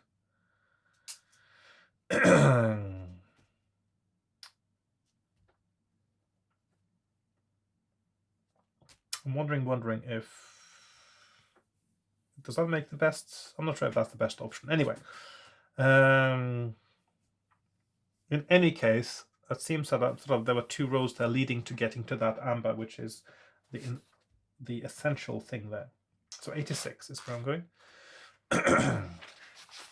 You feel perfectly safe in the hut now. You lie down on the floor, cover yourself with some sackcloth, and fall asleep. Can you even find the floor? It's a cluttered hut. But even though you are in an oasis within the blighted forest, why would there be a sackcloth? What's a high-tech thing like a piece of sackcloth doing in... Anyway. Even though you are in an oasis within the blighted forest, your dreams are troubled. You seem to see a vast serpent coiled around the forest and squeezing. As the forest contracts, it turns into a mocking face, whose mouth is Ishtra's pit and whose laughter becomes the chilling shriek you heard from the hillside. You wake up to find that your scream was your own, but you soon return to your dreams. You are walking through the forest and a tree blocks your path. You step aside, but it is still in front of you, though you did not see it move. Wherever you go, the same thing happens until you realize that you will have to fight it. Immediately, its branches try to throttle you, and you can feel yourself suffocating. The tree has a power score of 16. Roll 2 dice. On the roll of 2 to 7, it has reduced your power score by 2. On the roll of 8 to 12, you have reduced its power score by 2. So I'm going to roll that one because it's a bit different. So I've got 17. It has 16. And then I'm rolling, let's see, 2 to 7. Okay, so 2 to 7 or 8 to 12. So it has a better chance than me of reducing my power than the other way around.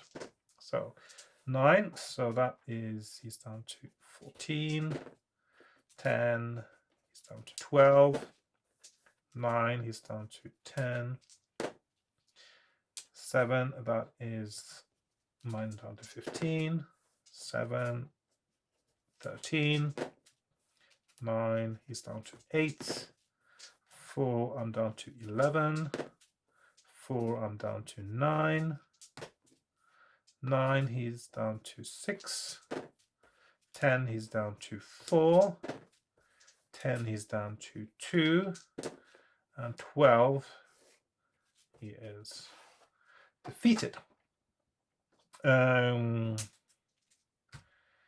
If you defeat the 3, turn to 23. That rhymes, so it must be true. I haven't defeated him before, actually. Excuse me. Sounds like I need to drink some more water.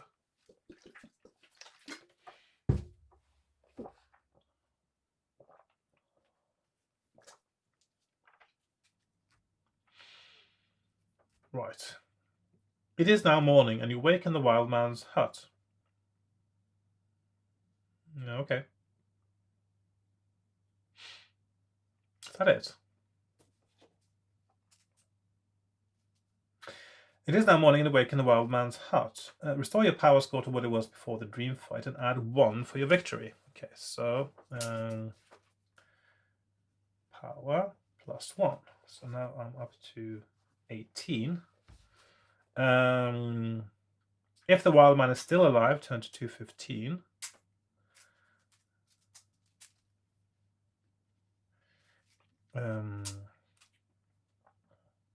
Otherwise, you crawl back into the holly bushes and continue on your way.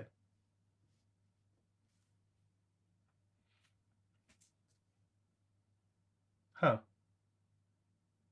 Oh, I see. Okay, it looks like there's a clue there that you can only pick up if the wild man is still alive. So this dream fight was perhaps a way to fight his madness. Um,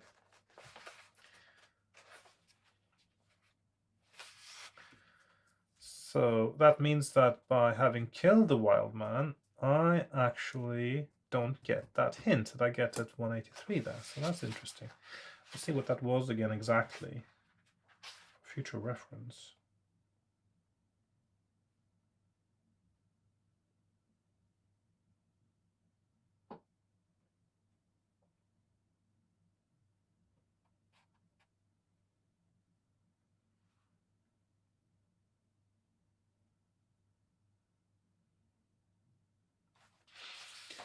Okay.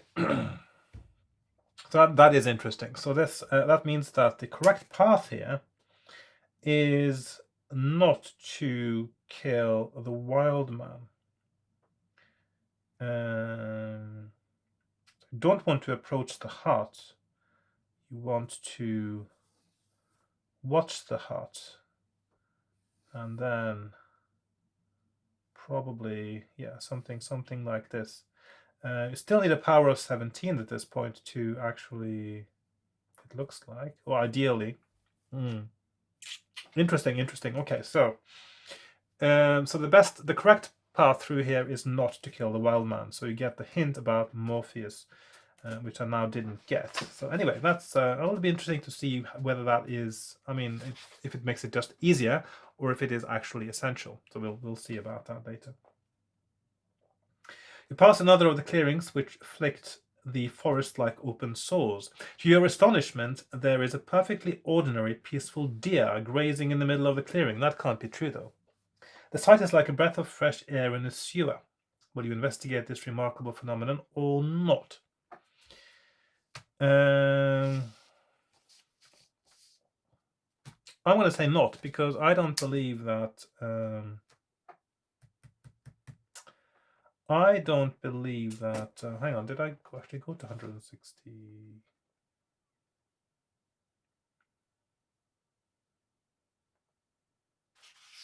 Actually, I didn't read. There was a paragraph I didn't read now. So the closer you get to Ishtra's pit, or Ishtra's mouth, as you are beginning to call it, the worse the pestilence becomes which has ravaged the forest. Even the brown and swollen leaves, which had given the trees some sort of covering, die out, and you walk silently among the dead shells of once magnificent oaks and beeches.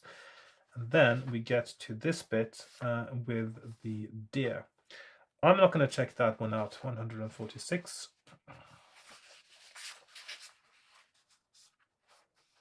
Late in the afternoon, you are resting against the trunk of a rotten tree. You are convinced that you are close to your goal. The feeling of oppression weighs down on you like a physical force, but you have more direct evidence than that. Chaos is beginning to taint the forest. You have seen a two-headed weasel scurrying through the putrid leaf mold. You have seen ivy with a trunk as thick as an ancient oak, and at one point the ground itself heaved underneath you. You didn't wait to see what caused it. Suddenly, the tree you are leaning against gapes and tries to engulf you, but you leap away from it in time. That puts paid to your plan of resting before the final push towards your goal. That's an unusual. I'm not actually familiar with that expression. To put paid to your plan. You're not going to stop for anything now. You pick up your backpack and freeze. A guttural call disturbed by a raven from its branch, and the call was answered by another behind you. And another, and another. You are surrounded, and you don't yet know by what or whom. If you have a companion, turn to 323. So this is where Eric, the madman, the erstwhile madman in the forest, is someone who can actually be your companion at this point, which probably is the ideal thing. So at this moment, excuse me, my phone is ringing. I'll be right back. Right, I'm back again. Sorry about that. Important phone call, actually. So I had to take that. Right, where am I and what am I doing and why? Yes, I'm on 146. And if you have a companion, yes, turn to 323. Otherwise, turn to 229. So I'm a bit curious now. Is it possible to solve this? Is it possible to solve this game book without now having the other guy as a companion? That's the big question, and I don't know yet. So that'll be interesting to see. So that's I'll just call him, put Eric there, or not. So Eric, that's the name of the wild man again. So yes, 229. It soon becomes clear what you are up against. A raiding party of 6 dark elves is closing in on you, flitting from tree to tree. As soon as you see them, your wood elf blood boils. These warped elves mock the goodness of the other elven races. The scum deserve to die. Will you stand and fight, or run to try to break through their ever-decreasing circle? By the way, interesting thing, it didn't occur to me this before, but in Lord of the Rings, of course I'm reading that right now, so I do sort of remember things quite vividly from it. Of course, in Lord of the Rings, the orcs, or the goblins, which are actually part of the same thing, is a corrupted race that is generated from the elves. So they sort of, in a way, fulfill the idea of dark elves. Now, an interesting thing, of course, in if you look at the origin of dark elf in Norse mythology, you have elves, alver, and dark elf or elf, alver, and dark elf, svart alver, which means black elf. But in many ways, the dark elves of Norse mythology are actually equivalent to dwarfs of the Tolkien universe in a way, because they're the kind of creatures that live in the mountains and do the mining and all that sort of stuff. So there's a bit sort of a mishmash of terms in that sense, that there was never intended to be any kind of just to, I mean, they think of in the Norse mythology, the dwarves are a kind of elf, that is a sort of a kind of a non-human, human-like creature that has something to do with events in the mythology. So just an interesting aside, I think. Is it interesting? I don't know. Maybe it is, isn't. So yeah, dark elves used to be dwarves, and dark elves then in some way, of course, in Tolkien became the orc as well. Anyway, right. Where am I? Yeah, 6 dark elves, blah, blah, blah. Will you stand and fight or run to try to break through the ever-decreasing circle? Now, there's 6 of them, which means I'm extremely unlikely to win this battle on my own. If I'd had the wild man with an axe, that would have made my survivability a little bit higher, or a little bit smaller if I got in the wrong place relative to his axe swinging. I'm going to try to break through the circle, I think. So let's see if I put my options over here. 2, 5, 7, fight, or 3, 3, 6. Break. Yes. Yeah, never mind. Can't be bothered to write it legibly, so breakthrough. This is your best course of action. It will enable you to have a running battle with your opponents rather than face them all at once. The rules for this running battle are as follows. Fight each dark elf in turn. If the combat with the first dark elf lasts longer than 4 attack rounds, the second dark elf will have reached you and will have 3 strikes against you for however many rounds it takes to finish off the first one. This sounds like it's very hard to actually do and win. When you have finished off the first dark elf, turn to fight the second. The third will then have 3 strikes against you if you fail to defeat the second within 4 rounds, etc., etc. Any 3 strikes against you will reduce your stamina by the usual 2 points. Continue this procedure until you have defeated all 6 dark elves, or until they have defeated you. if you win, turn to 392. So that will probably be the same regardless of whether you stand and fight or you do it like this. Now this is an interesting combat dynamic. I'm going to roll this one just to see how hard that actually is. So at the moment I am 11, 19, and these guys have let's see, 8, 6, 7, 6, 7, 8, 8, 7, 6, 6, and 6, 8. So I have basically 4 rounds to kill each one, otherwise I will start getting free strikes against me. So anyway, first one, I've got a skill advantage of 3 points. I suppose if I had had Eric with me, he would have killed half of them or something like that. So 4 and 7, okay, that's 1 round, okay. 8 and 7, okay, 2, all right so far. 7 and 7, so the first one is gone. Second one, I got a 4 skill point advantage, 9 and 5, that's a draw.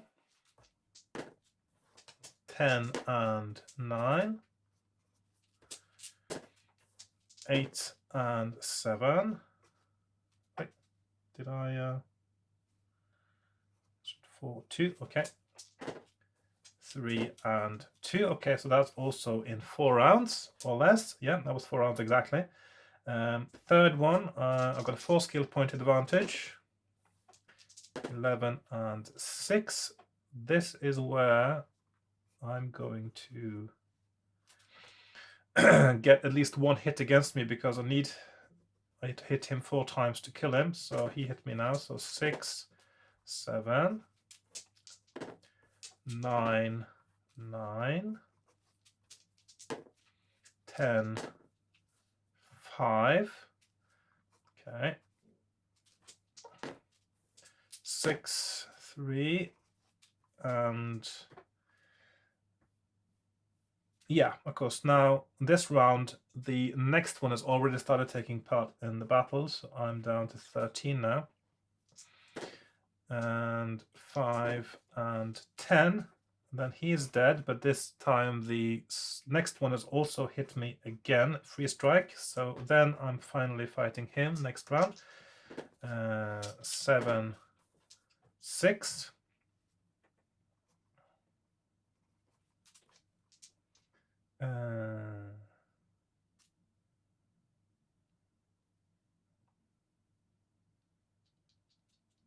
But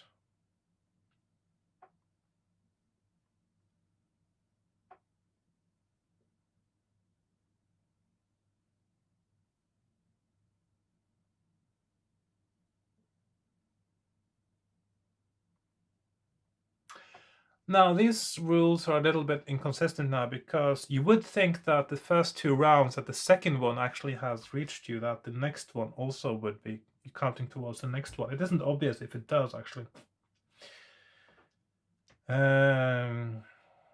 Yeah, 9, 5. So this is a really hard battle to win anyway. 2, 7. Okay, so that is 7, 7, and now there's another one coming in on the next one. So 8, 11. Okay, so but this time the next one has caught up with me, and then I'm down to 7. Next one, 7, 7, 9, 8, and 5, 2. Okay, that one's fine. Next one, 10, 8. I've got a 5 skill point advantage on that one.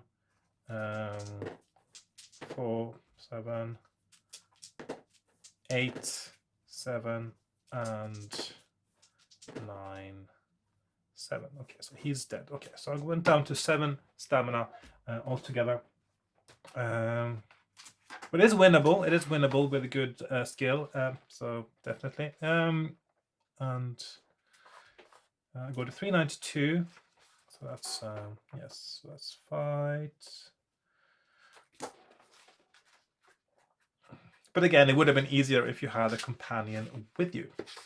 And 2 luck points for surviving this extremely dangerous encounter with the Dark Elves. So that's back up again to 8. You also gain a disguise, since you reckon that there will be many of Ishtar's troops underground. You don the clothing of a Dark Elf. Not long afterwards, but after nightfall, you come to the entrance to Ishtar's pit. Okay, so this is... so I would have eaten before that. So I'm just checking there. I just have to check if there's any way to get anything else there. So I'm down to 9 stamina, so 12. So I can eat until I'm back up to 21. +2 luck, not luck, skill. Very different thing. 2 grand pillars of ivory flank the mouth of a tunnel which slopes underground and is lit by guttering torches on the walls. Your dream was being symbolic, not literal, when it showed you a collapsed pit. These are probably natural tunnels which Ishtar has taken over and restored. You draw a deep breath, let it out slowly, and step through the gate of ivory. A flock of bats, disturbed by your presence, flap noisily out into the night. Turn to 350. So this is where I should probably change pages. 350. And this is Ishtar pit, where that starts. So I'm going to FF28, page number 4, and I'm starting down here with 35050. Okay.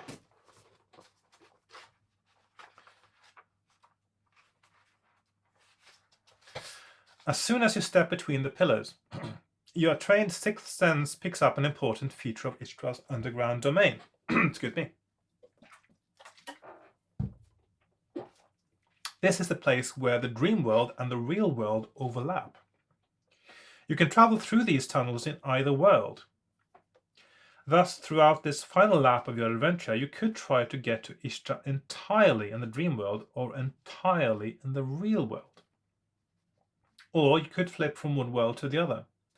Most remarkably, when you travel in the dream world in Ishtar's domain, your physical body moves too.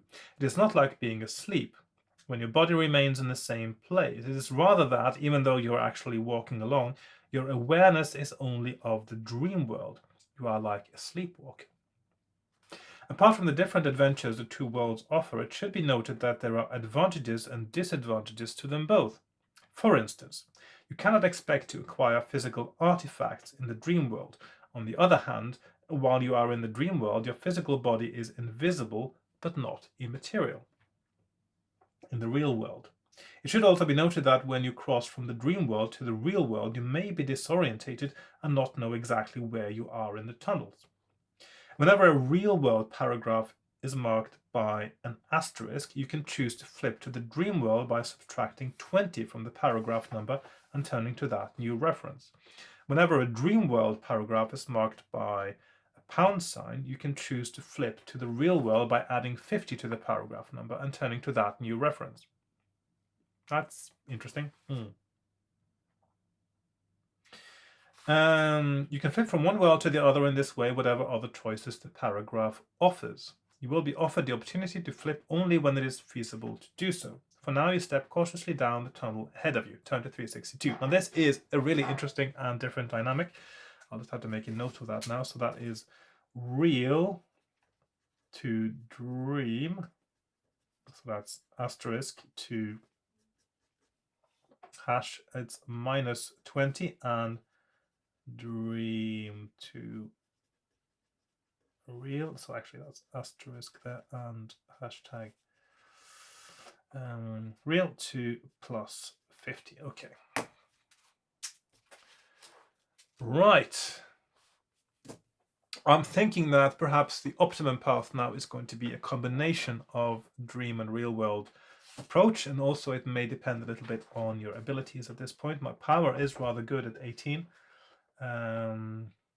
Skill 11, no. Stamina 21. Luck is not that great, which is relevant to both dream and real world. So let's find out what happens next. 362. I was actually wondering what these... I've seen these little asterisks every now and again, and these hashes, what that was about. 362. Now I know. This one's got an asterisk, which means I can't swap to the dream world if I want to, but I can read the paragraph first. You come to a fork in the tunnel at the point where two passages meet yours. A large stone statue faces you, which you recognize as a cryosphinx, a ram-headed sphinx. As soon as you draw near, portcullises slam down to block off the ways onward, and the cryosphinx speaks in a stone-cold voice. The left route leads further, the right to sudden death. You know that Sphinx's words are never quite what they seem. You take the path to your left or to your right. So,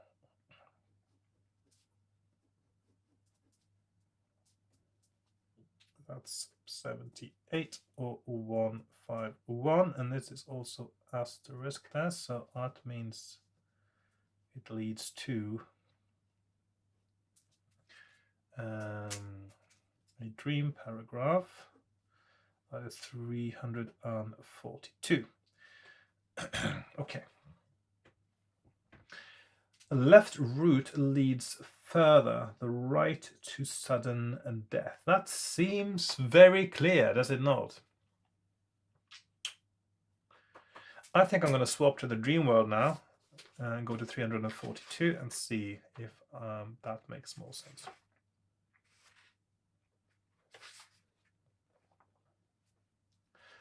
What are portcullises in the real world are magical barriers in the dream world. You still cannot get past. Lose 1 luck point and return to 362. Okay, so -1 luck, and then you just have to go back again to 362. So there's no way about going about and taking any shortcuts there.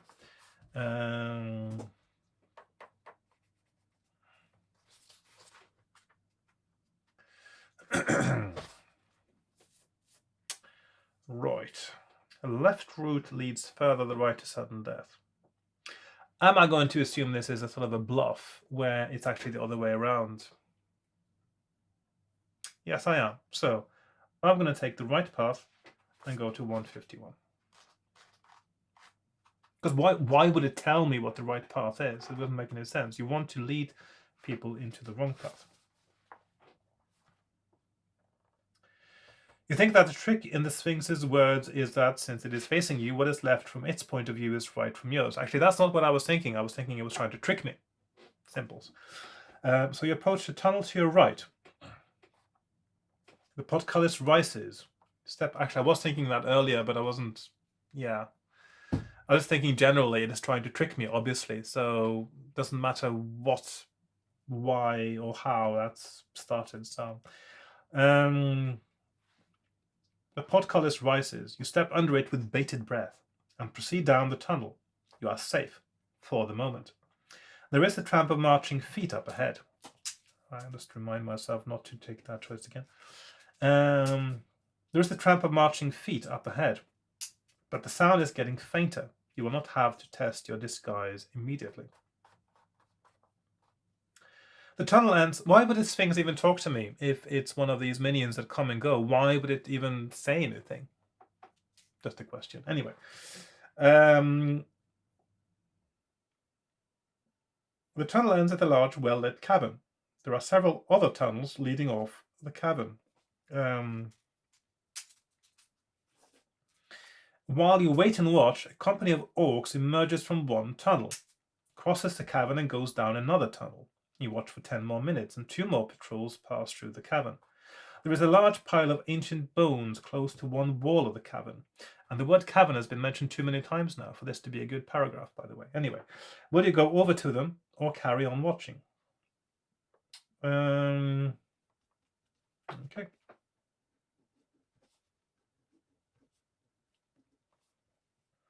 $27 bones or 304. Watch. I'm going to check out the bones. Check out the bones. There we are. Once you are fairly well hidden behind the bones, well, it wasn't clear if there were that many of them, you start to wonder what they are doing there. They are too old to be the refuse of the tunnel's present occupants. You see cloven skulls and other signs that these people did not die peacefully in their sleep. You also see that the skeletons are mainly human. It dawns on you that these must be the remains of a force that fought against the legions of evil in the Great War, which ravaged Kuul centuries ago. In the past, these tunnels have seen bloody combat. It heartens you that these underground warrens were once home to such heroes, and maybe there are traces of good left in this nest of evil. Could be worth your while to explore a bit. Add 1 luck point and turn to 84. Okay, so that sounds like a good option. Not sure it's the optimum one, but it sounds good.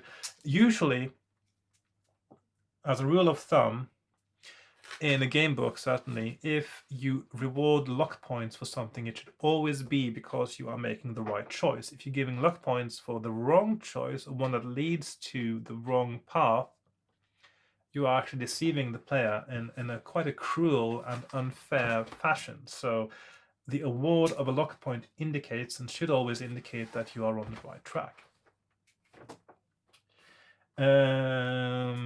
Right, so 84. So 84. Let's see, 84. You cannot stay here. That's an asterisk there. You cannot stay here forever. You can easily find a time when the cavern is empty of patrols to enter one of the other tunnels, but which one?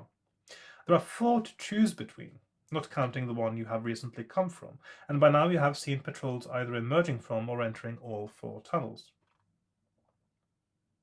While you are pondering the matter, 2 patrols emerge from 2 other tunnels and go down the other 2. You reckon that the tunnels they have just come from are now likely to be more clear. Will you take the northern tunnel or the western one? So now there's 3 options really. There's 281 north, 333 west, or there is the Dreamworld option of going to paragraph 64. Now I'm going to try to cross over into the Dreamworld again and go to 64. The view before you twists and heaves. Is it the entrails of some immense monster or the coils of a serpent? And then, while you watch, it changes again into a sinister landscape of wild country with waterways running through it. It strikes you that what you see here parallels the real world of tunnels, but on a much larger scale. A narrow tunnel becomes a wide river. A solid rock between tunnels becomes bizarre and bloated countryside. While the dream world retains this much similarity to the real world, you had better choose which way to go. Would you follow a river which runs west, east, north, or northeast? So now we've got 4 options, really. So 1, 2, 3, and 4.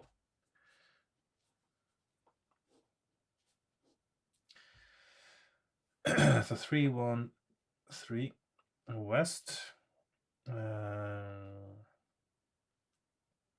2, 6, 2, 2, 6 east, 3, 6, 5 north, or 9 northeast. So now we have 2 additional options in addition to the ones we had in the real world. I think I'm going to have to pick one of those. So either I'm going east or northeast, I think. And I'm going to go northeast, paragraph 9. The vision immediately changes and you are no longer walking beside a river. I just thought of something. You know, in the encounter with the Dark Elves just earlier, I'm guessing now that in that encounter, whatever happens, if you have Eric with you, the wild man, he will die in that encounter, so that he is no longer with you at this point. That's what I'm thinking, because obviously there would have been other options now if I still had a companion. So his main purpose is to give you the information about Morpheus, to give you that hint, and also to make it easier to get through the encounter with the Dark Elves afterwards, which is a really hard battle if you don't have some support. Right, the vision immediately changes and you are no longer walking beside a river, but seem to be pushing your way through a huge crowd. Elves like yourself jostle humans and dwarfs. Giants brush aside trolls and ogres as if they were not there. Many of the faces seem to be familiar, though another part of your mind tells you that you have never seen them before. Will you try to talk to somebody or not? So I wouldn't mind trying to talk to somebody, actually. So I'm going to 2, 3, 5 or 2, 5, 4. So talk or not. So I'm going to talk.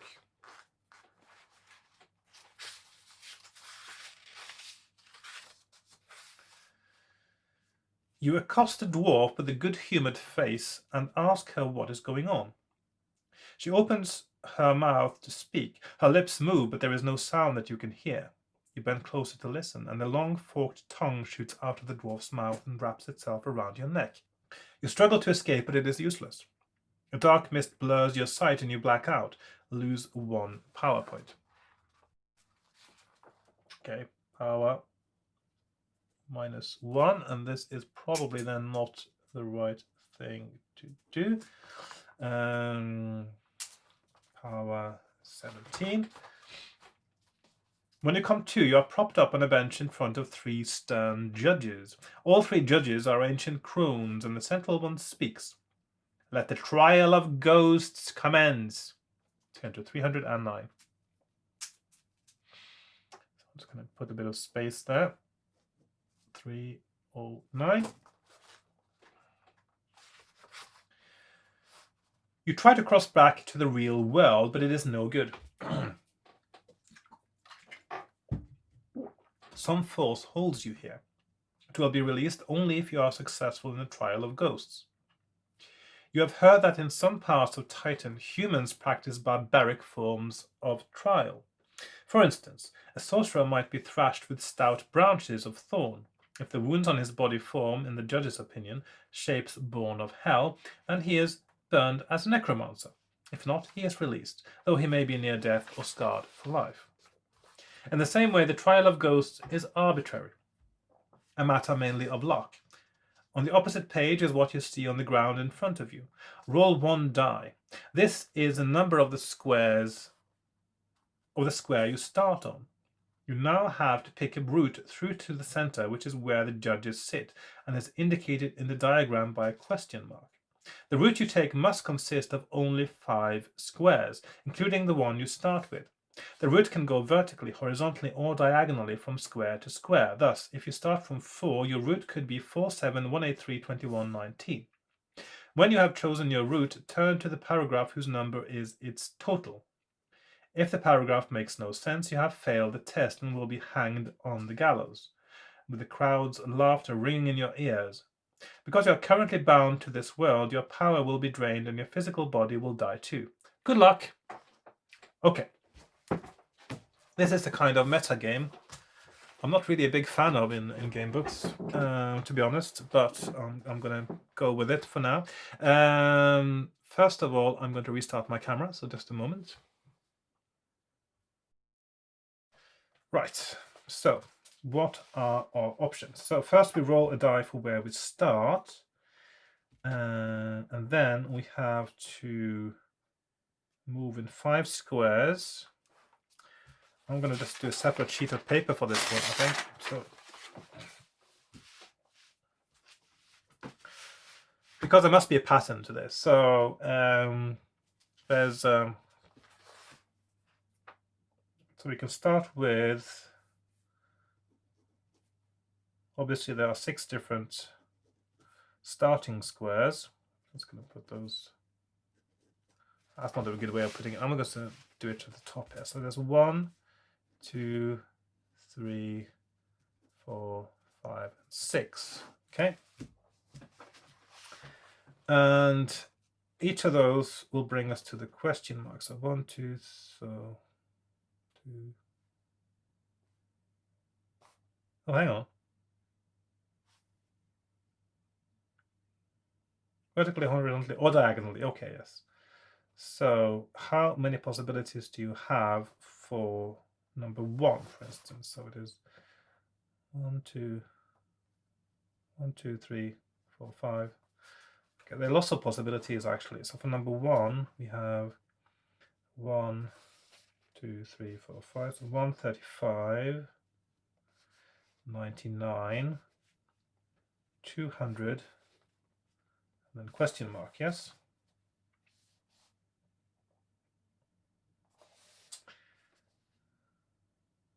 And then it's 1, 1, 1, 36, 22, 86,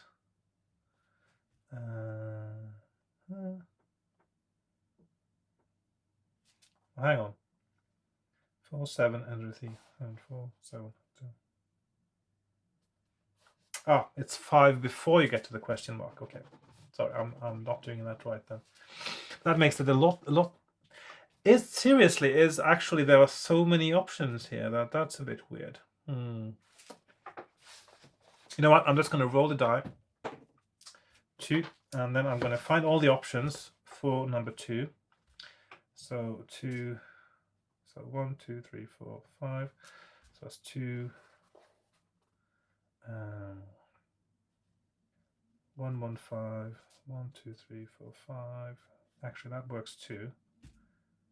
But there's so many options. There's too many options for it to actually be.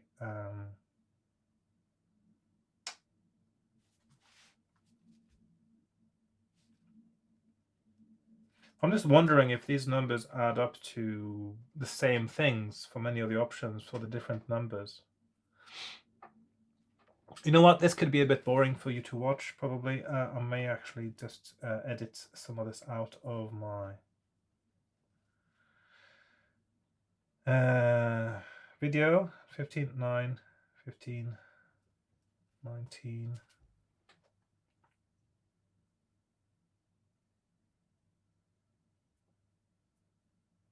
Yeah, you know what? I'm going to take a little break and just do some number crunching just to get all my options straight, because this could be a little bit boring for you to watch me doing that.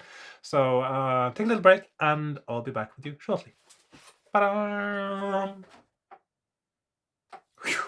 Right, I am back, and after looking at this, hang on, I have to find it again now. This puzzle here, we're supposed to find a path that takes 5 numbered squares to get to the center. I realized that there are too many options. I mean, this puzzle doesn't make any sense. Look, I'm starting from number 2, for instance. You can go 1, 2, 3, 4, 5. 1, 2, 3, 4, 5. 1, 2, 3, 4, 5, etc. There are more than 40 different possibilities starting from number 2. I'm just wondering. I know this is it's meant to be arbitrary, etc. But it just doesn't make any sense as a puzzle in the game book, because you're spending a lot of time now just trying to crunch numbers when basically you're trying to arbitrarily say that there's a certain chance of survival here or not. So either, yeah, it doesn't make any sense. Anyway, so there's too many possibilities for it to make any sense. If you have 40 possibilities and say only one of them is the correct one, you have a 1 in 40 chance of surviving. Is that fair? Is this just a trick? Is this all just... is there no actual option here that actually works? We don't know. In any case, I'm not going to go through all of these options now and look at every single one of them. I just started writing down the 2s here, but I've only done, all these numbers here that are different paths from number 2, but all of these are just on this side. There's an equal number on that side, and I still haven't finished all of them. So yeah, so it's about 40 options of paths from number 2. I can't stand puzzles like this in a game book. It doesn't make any sense. It just breaks the immersion as well in a book that otherwise has quite good immersion. So anyway, I'm going to just finish at this point, and next time I'm just not going to get to that ghost trial, because surely it must be a dead end. And if it isn't, then it's not a puzzle that plays particularly fair or is interesting or fun to solve.